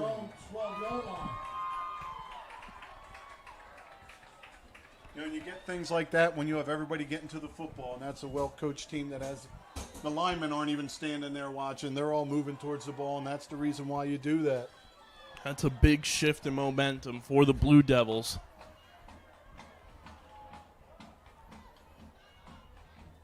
We have a flag on this play. Garner on the carry Flag on the play. And boy, did they finish their block. Rodriguez, with some help from one of the wing backs, really finished their block off. So we have a player down for Hammonton also in the middle of the field, one of the big guys. Preliminary indication is a legal shift against the Blue Devils. So the penalty's on Hammonton, an illegal shift. We also have Tatum for Vineland limping around out there, see if he stays in or they bring him out. He's been battered on that inside a little bit as he goes to the ground now.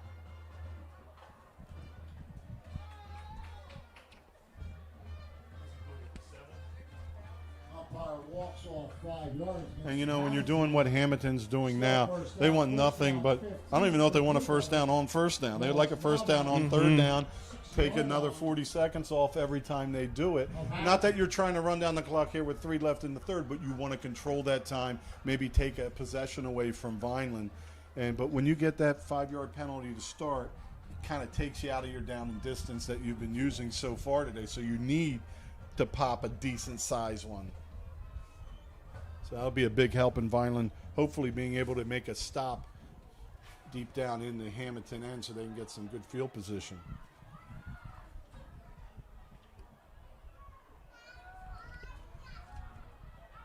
Hopefully Tatum able to get back in there as we talk about a linebacker game for Vineland. You'd definitely like to see him get back in. At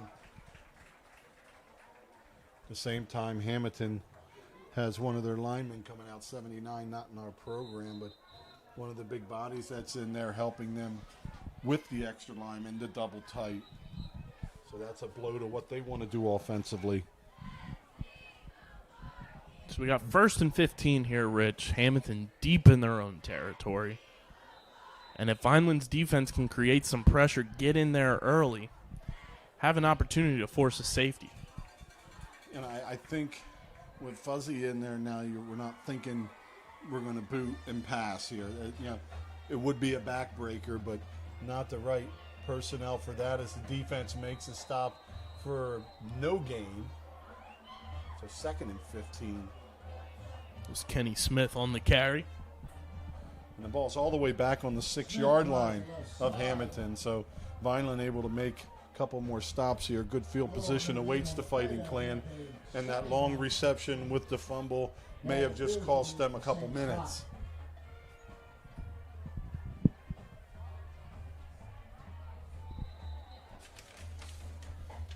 So 2nd and 15 here for the Blue Devils. We'll see what Vineland's defense can bring here in terms of pressure and push this Hammonton offense even further back. As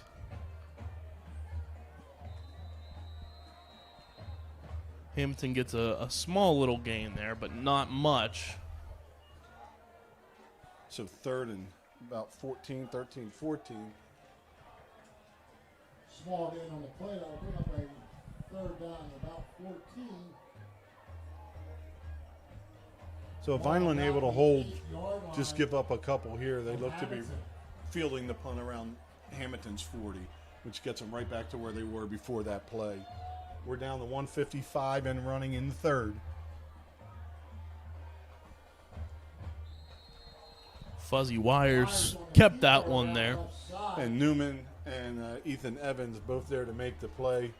Gain of about a yard. So 4th down, time for Hammonton to punt. Small gain on the play. That'll bring up a 4th down, about long 12. Ball at the 10-yard line of the Blue Devils.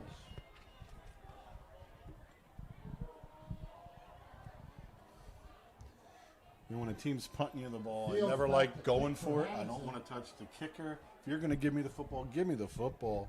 So hopefully Vineland is staying back a little bit, just going to make sure he kicks it. That one is a high punt. Goes almost nowhere. Say about the 22. Keep walking up that sideline. It's the mountain climber game. Look like the 15. Something to pay attention to here, Rich. Fuzzy Wires on the sideline here, walking gingerly since he came off the field on that quarterback keeper.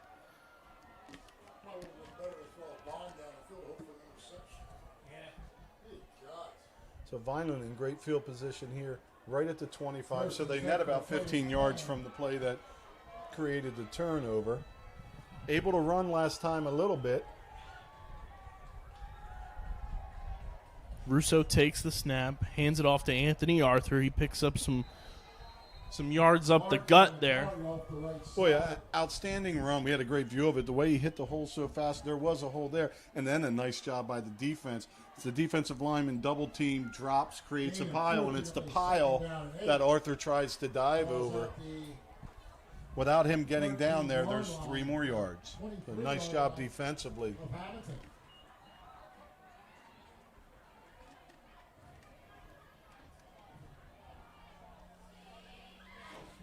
Russo takes the snap. He's going to look to pass. He fires, and it's incomplete. Had 2 receivers in the area there, Antoine Rivera and Braylon Blakely, but that one falls incomplete. It's going to stop the clock. 27.4 seconds remaining here in the third quarter as the Hammonton Blue Devils lead the Fighting Clan of Vineland 13-0. Blakely and Russo communicated a little bit, as I think one of them was thinking one shoulder, one of them was thinking the other, and they both were thinking the opposite.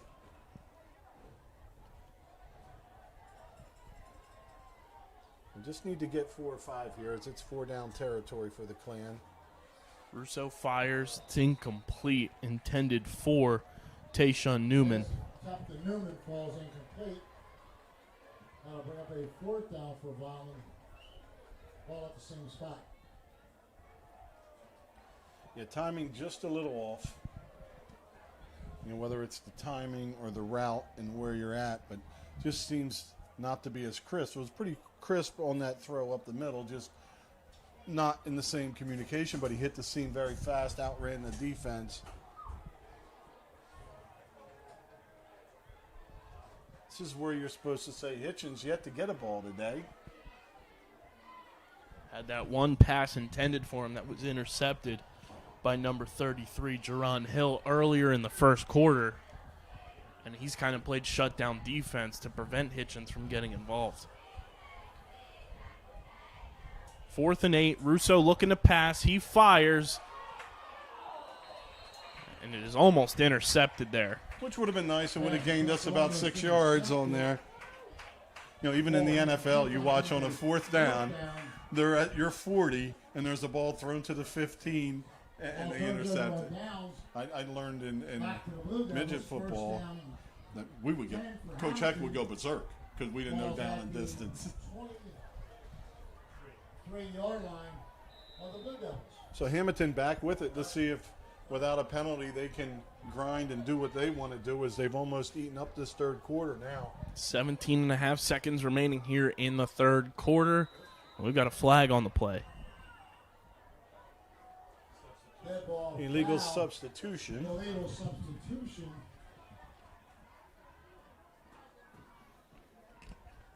So there's that 5 yards that makes it difficult to do what they want to do right now. Second straight drive that's happened as well. Will walk off 5 yards. Well, maybe Hammonton tries to pull us off to get that back because it is important.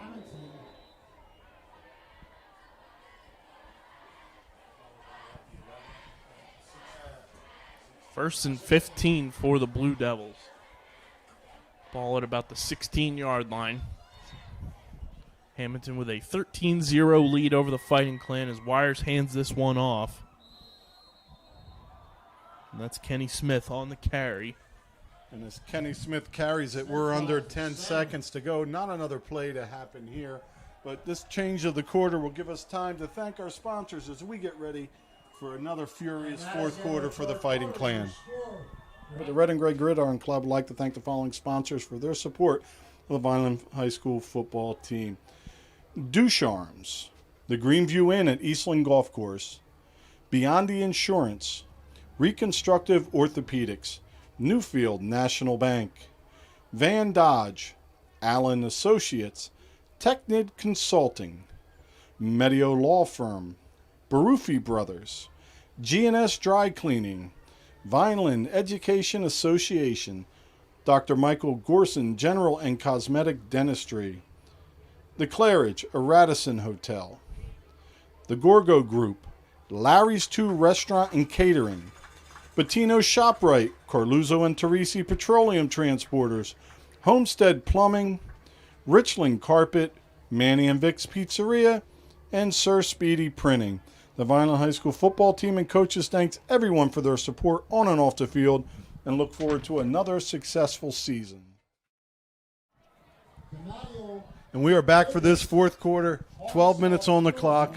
Vineland down 2 scores. Been here, done this, but still on the defensive side here. It's going to be 2nd and 15. Vineland needs to make a stop, and they need to do it fairly quickly.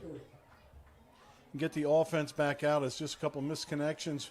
One in the end zone, a nice long pass earlier. The offense is doing more things with the football, but not able to cash it in. And once you can make a stop and get a score, and the pressure switches.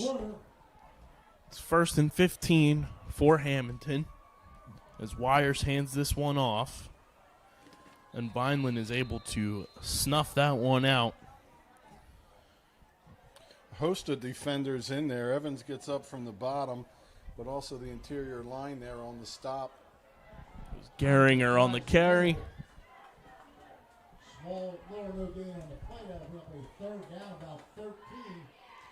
Yeah, Coach Parentazzi used to go crazy when the quarterback would run over to the sideline, get to play and run back, and he's like, you got an extra receiver. They're not doing too much most of the time. Have your receiver come and you can work an extra receiver in.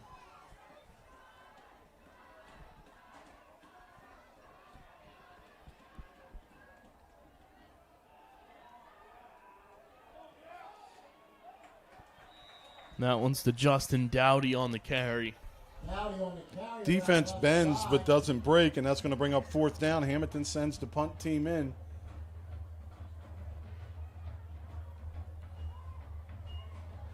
This is kind of how the tide started turning with Winchester full speed ahead, catching that line drive punt and getting a big return.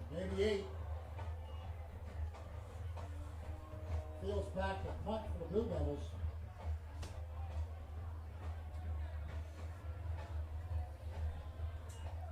Snap is away. Kick is up. Much better punt this time for Hammonton as this one takes a bounce. Winchester's going to let that one roll. And that one's going to get to about the 33-34 yard line where Vineland will take over. Well, nice job by Fields for Hammonton. Yeah, he, like everybody, had one go off the side of his foot. The defense stood up for him, and then punting this time boots one away and gains that field position back. So 10:52 remaining here in regulation. Hammonton leading 13-0. And Vineland's offense started to get going on that last drive. Let's see if they can continue with some positive momentum and move this ball down the field and find the end zone for the first time all night. Deep safety way back, 20 yards off the ball. They want to keep everything in front. And this time it's Arthur to the top. Makes his cut to head upfield. Not much there. So he's brought down about a yard short of the line of scrimmage.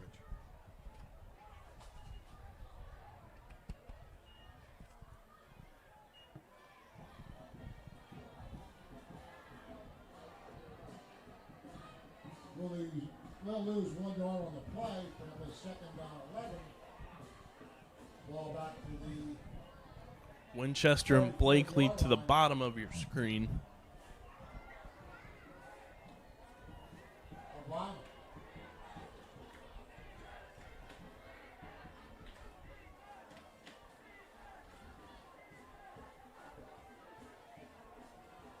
See if Vineland tries screen here.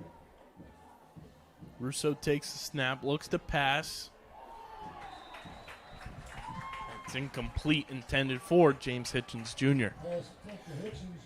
Yeah, we've tried a few times out to Hitchens, but every time Jerron Hill's been in position. You know, I think they'd let Hitchens catch 20 passes in front of Hill at this point in time, and Hill's not bid on anything, not overcommitted, played it really well out there for Hammonton. So quickly, a 3rd and 10. Russo takes a low snap. He's looking to pass. He's going deep here to Deshaun Winchester, but it's out of his range. And that one's going to fall incomplete. Nice cover by Dowdy. Step for step. ball for Vineland, ball at the same spot. See what Vineland wants to do here. It is 4th and 10, and they didn't have much going on this, but we're under 10 minutes to go. You give the Hammonton the ball twice. The last 2 times they haven't got a first down, but you get a first down. There's another 3.5, 4 minutes off the clock, and it looks like Russo is back to punt. Russo back to punt for Vineland. Russo gets the snap, punts it away. That one's going to fall just shy of the 40-yard line, down by number 1, Ethan Evans. Hammonton will begin their drive 1st and 10. Well, now Vineland up against the clock a little bit here. You need a 3 and out. Can't allow the first down. Hammonton's been hit with the 5-yard penalties to start their last few drives, which has been yards in the pocket of Vineland. So 9:39 remaining in regulation. If you're Vineland, you got to come up with a big 3 and out stop here. Can't let Hammonton just grind away like they have been for most of this game now. One of the tricky things is you want the football, you want to strip it out, but you also need to tackle before they get a first down because the clock's against you. Man in motion. Ball's handed off to Kenny Smith.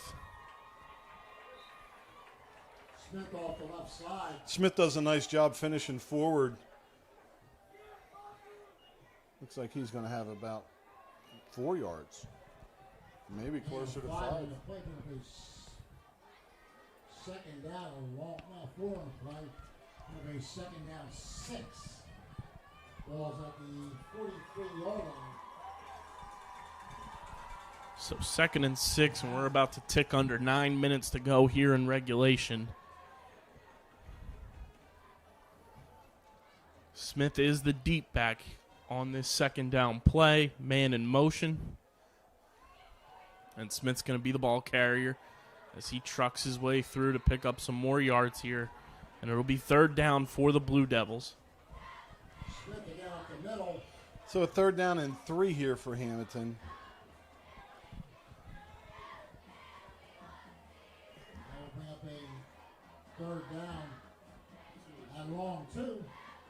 Ball's at the 47-yard line of the Blue Devils. You may have to defend 2 plays here. And you got to watch the ball here. Hammonton's going to go first sound here. Let's see. Ball snapped, handed off. Akemi is in there for the initial contact. Well, nice job defensively stopping them there. Hammonton with a decision here. They're going to go for it as it's going to be 4th and 2. Or are they going to punt it away? Right now the offense stays on the field. And I think if you're Hammonton and you've been grinding the football, this is something you can build on with your team and your offensive line. You know, like defending a 2-yard gain is tough. Vineland did it that time. But this is where maybe you take a timeout and you fire your lineman up.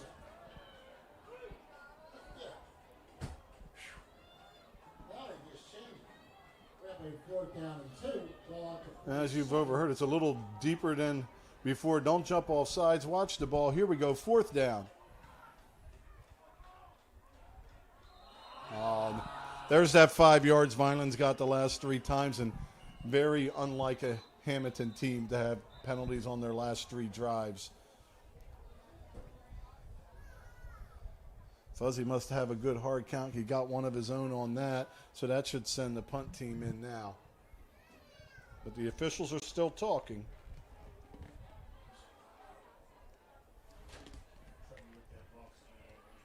Not sure. There we go. Just making sure they all saw it the same way. Against the Blue Devils, umpire walks off 5 yards. 7:15. This is going by quickly. 7:15. Hammonton sends the punt team in.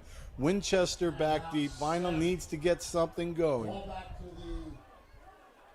Beautiful punt the last time. Time before, not so much.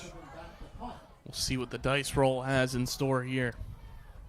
Snap is away. Punt is up. Great punt.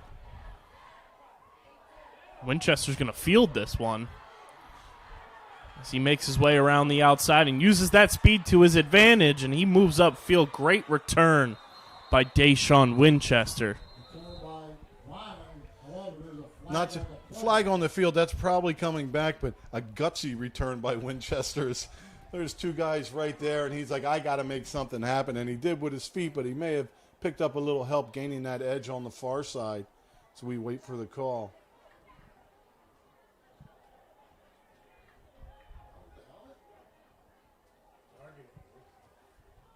Preliminary indication is helmet to helmet. Helmet-to-helmet contact. You don't see that very often, but on Vineland, somebody had their head down a little bit, making a block there. So that return's going to come off the board. Vineland will start right at their own 30-yard line with just under 7 minutes to go in the fourth quarter, down 2 scores. And we'll talk about that no-good extra point that Vineland gets in the end zone and makes one. But right now, this from the second half beginning, Vineland not able to put pressure onto Hammonton. You know, you got to get in the end zone. You got to make something happen. Got to get some momentum. Russo's going to take this one himself. Picks up about 2.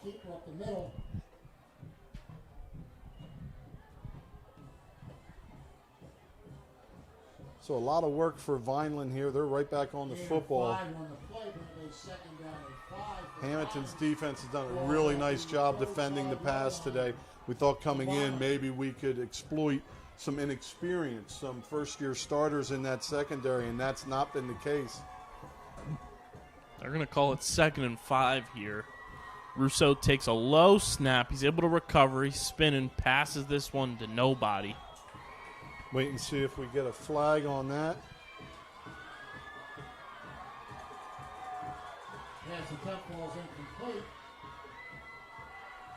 And no flag. Russo got away with one there, possibly. The Hammonton side has filled up at the Student Center, and they're on their feet here with this big third down for Vineland with 6:12 to go and 65 yards to go to get the first one of 2 scores they need.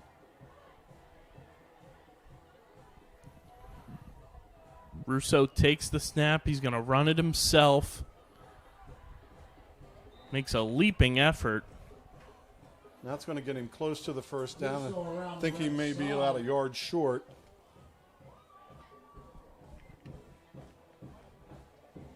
And he did get out of bounds because the clock is stopped. Oh, he got a first down. That's why it stopped. Now the clock is running with under 6 minutes to go. A good reach by Danny Russo to pick up the first down once again on the QB keeper. Got to wake that down marker guy up a little bit over there. He's in the wrong spot with the wrong down half the night, and for us up here, makes it a little difficult. 1st and 10, Fighting Clan. Russo from the shotgun. Takes the snap. He hands this one off to Anthony Arthur, and he's got room to run. Picks up a good chunk of yards for yet another first down for the Fighting Clan. You know, and these first down runs are nice, but I don't think Hammonton's super upset about bending some. As we've got just over 5 minutes remaining here in regulation. Hammonton leading 13-0 over Vineland. Russo takes the snap. He's looking to pass, fires, and it's incomplete. Looking for an out from Rivera, and he kind of had a little bit of a hook. Rivera pulled up with some pressure on the outside of him. That goes incomplete, but time to regroup with 5:10 to go. Ball at the same spot.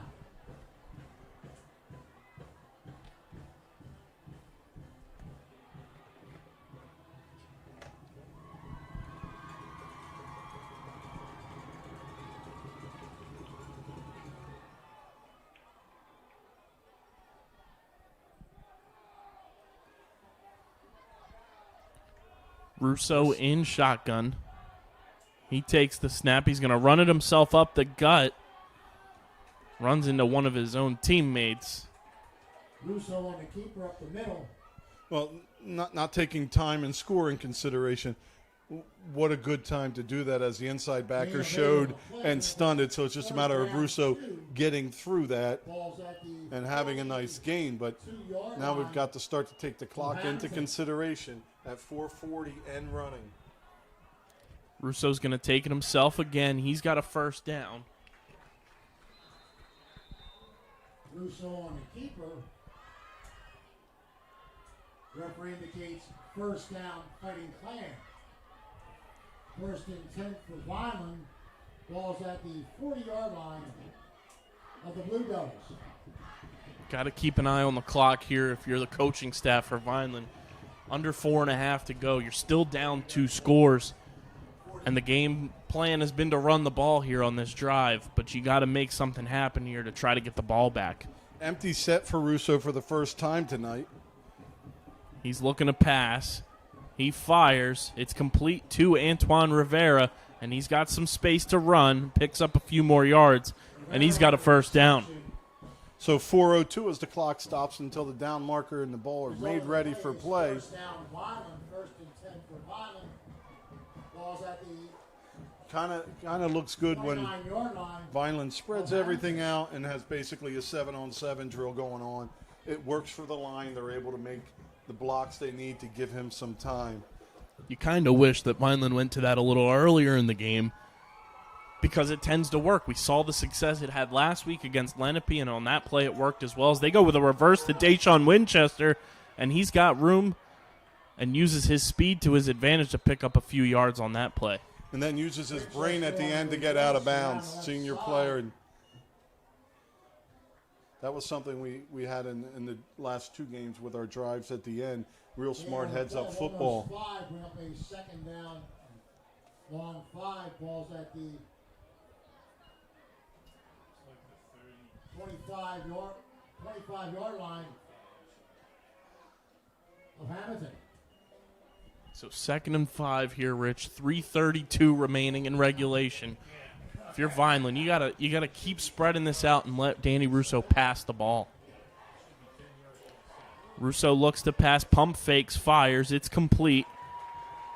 And it falls incomplete, actually, as the ball was... Calling him down, hoping for an incompletion to stop the clock, but instead he caught it and he's down. So the clock continues to run as we're at 3:15 and counting. Vineland with a lot of work to do. Loss on the play. That'll bring up a 3rd down and about 6, maybe 7 for Vineland. Ball back to the... Well, by Vineland looks like they take a timeout. There's a lot of work to do in 3 minutes. And you're down to 2 timeouts. You've got to get something going right away, or your 3 and out is going to, if you hold them, it's still going to be about 2 minutes off that clock.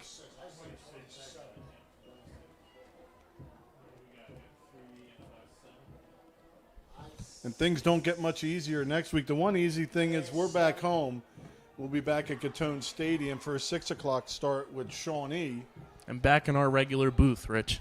Oh, that needs to happen. We were sitting on each other's lap, and it wasn't Christmas time. 3rd and 7 for the Fighting Clan. 3:09 to go. Russo all by himself back there. Take it over, Kai. Russo takes the snap, looks to pass. He's got to scramble as the defense creates pressure. And he runs for a first down, gets out of bounds.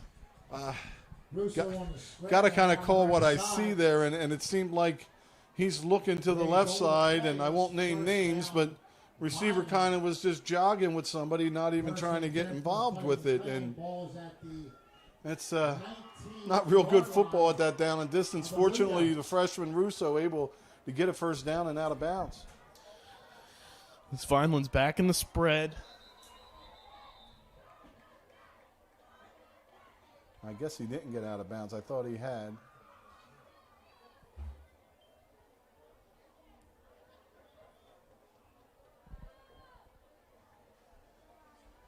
See if they try to sort that out.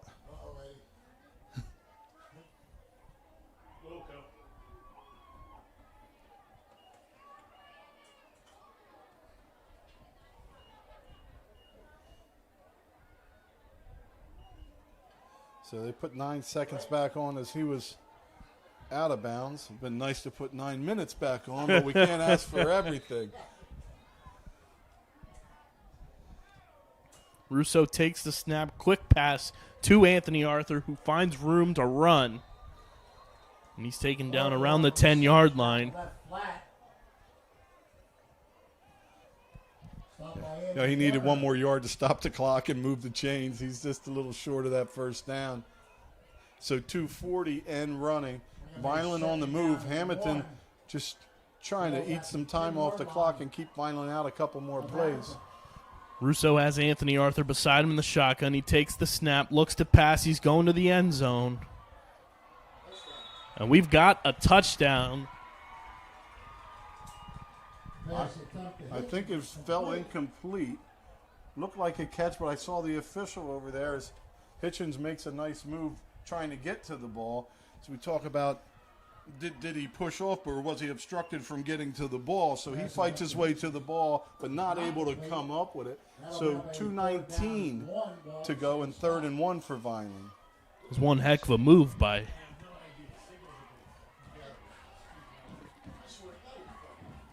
Russo. Takes the snap. He's going to run it himself. He's got room to run. And he's down just shy of the end zone. But he's got a fresh set of downs. And 2:12 on the clock. 1st and goal. Need to get up on that football right now. And we'll see what the play call is here. Danny Russo has been notorious this year, getting those rushing touchdowns by the goal line. 2-yard line of the Blue Devils. So time ticking as we're approaching 2 minutes. Russo has the snap go over his head. He gets the ball, but he's going to be met by Hammonton defenders. Vineland may need to burn that last time out if they have it. Stop deep in the back. So the snap pushes Vineland way back now Field called by Vineland. with 1:44 on the clock.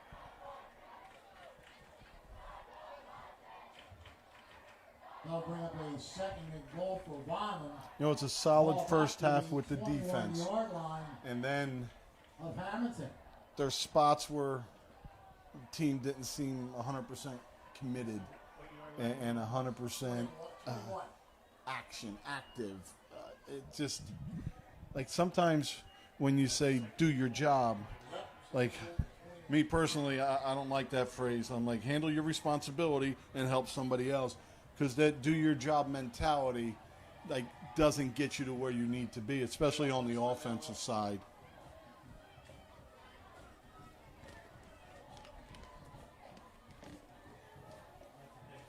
Well, it's Hammonton this half with some penalties, keeping them from getting first downs after that first score, and it's that fumble basically for Vineland that takes them out of the area, and they lose about as many yards as Hammonton did this half on penalties. 2nd and 21. Russo fires deep, and it's almost intercepted. And there's the flag as he's blocked off his route. The defender just stood there almost like a pick, not going for the ball, and shielded him from it. So that'll be pass interference on Hammonton. Kind of the same play earlier when we jumped in front of the defender. You can establish position, but you got to be playing the football.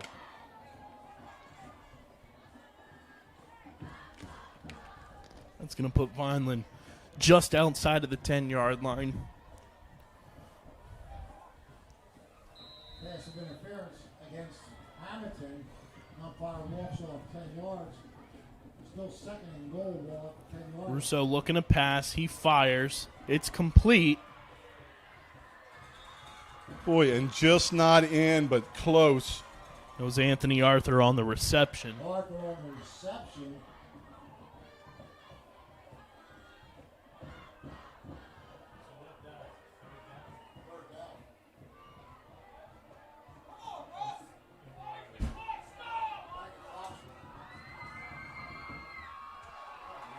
Nice job by the defense, busting in and stopping Vineland for a loss with 1:30 and running on the clock, and it's going to be 4th down and goal for Vineland. Attempts the right side.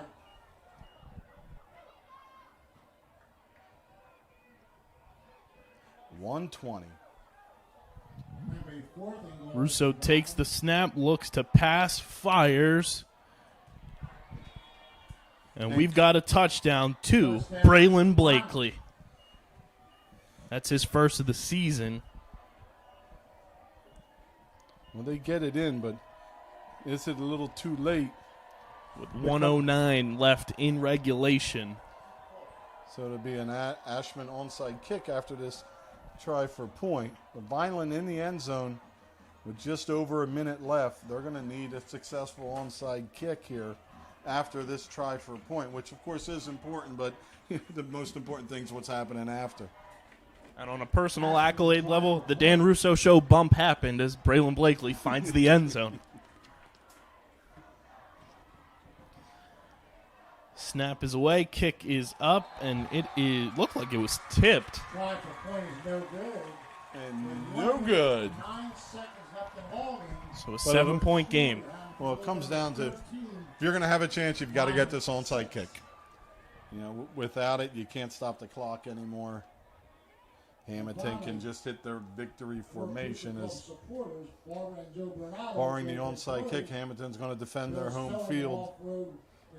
One of the closer Vineland-Hammonton games, but not quite what the Fighting Clan had in store. It was Hammonton with the extra lineman double tight late in the second quarter and early in the third. It got them in the end zone twice. Vineland just really not gelling on offense today. Almost seemed like they went to what was working for them last week so well, and then it started working for them here late. If they would have gone to it earlier, it might have changed the outcome of this game to just be able to move the ball as well as they have in that spread offense. Well, and also just getting a look at what they're going to do when you do it, you know, and see where you couldn't create a mismatch the way the defense was playing you. So you had to spread them out and move something, then maybe you get your inside stuff going. As Ashman gets set for what we assume is going to be his first career onside kick attempt. Well, certainly his first high school one. I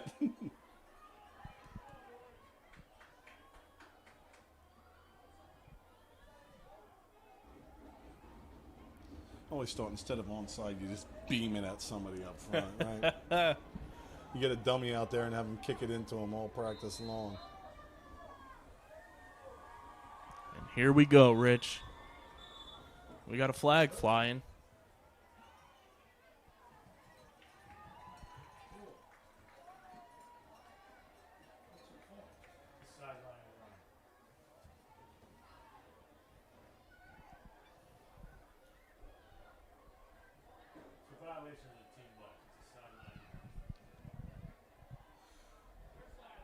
So after a little bit of this and that, we're ready to go again and get back coach not doing their job over there.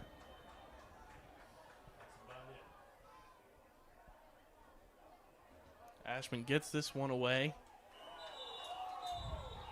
Oh, a quick whistle, but they're saying he was down with it when he got hit, so they're going to throw a flag to add on to that, but it's what you do on an onside kick, and really quick. No doubt it may have been a smidgen late, but close enough that kind of like those out-of-bounds plays when you're diving and the guy steps out and you hit him. But he did knock the ball loose after that. Decent onside kick attempt, but that's not going to go for Vineland as Hammonton has the ball. Vineland, I believe, out of timeouts. And no matter what level of football you're playing, the onside kick attempt is one of the most difficult things to do across the board. 37-yard line.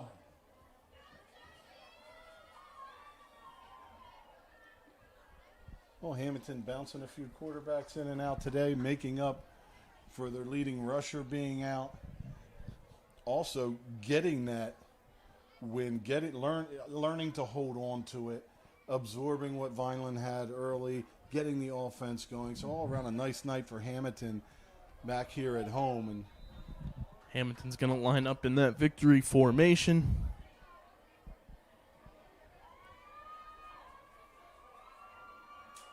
Wires takes the knee there.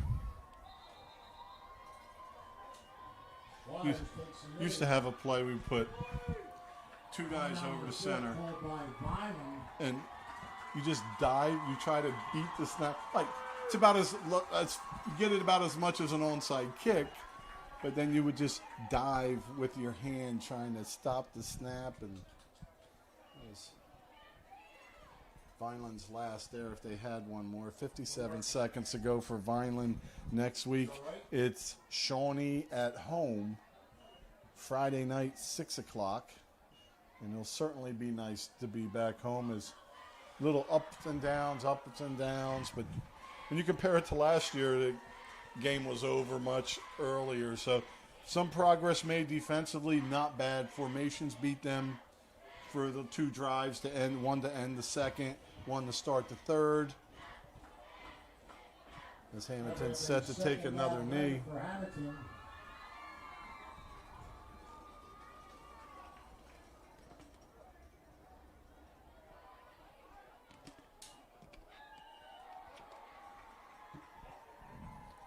Hammonton takes that knee.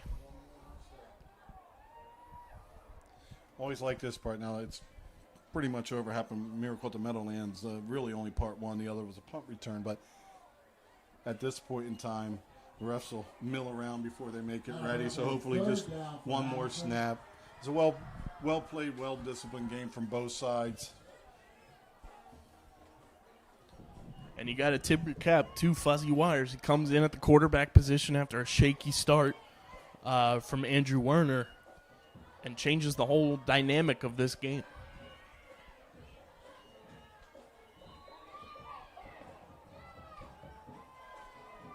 And that one should do it.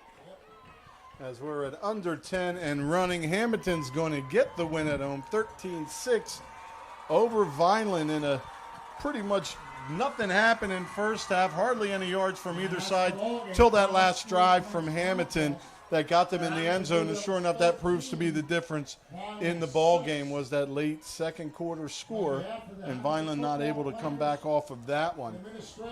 So the highs of last week to kind of a little bit of a low, but still you're playing a great program that has dominated you. And you're in a football game, there's things to learn, things to change. And one thing we can say is each week we've seen the running game get better. We've seen the passing game get better. We've seen the line get better, the defense. So that goes for both teams as they both continue to grow. These programs well established, and we look forward to next week getting back home. Any last words? Hopefully we'll see that spread offense more, because that seems to be working for this Vineland offense. Gets the running game going, gets Danny Russo comfortable throwing the ball, and debut that for the home crowd against Shawnee next week as Vineland gets home after 2 straight road games. But that's going to do it here from Hammonton. Final score 13-6 in favor of the home team. This has been another Vineland High School Friday Night Lights. Kyle Bennett, Rich Scarpa signing off. We'll see you guys next week at Gatone Stadium. With the Red and Gray Gridiron Club, I'd like to thank the following sponsors for their support of the Vineland High School football team.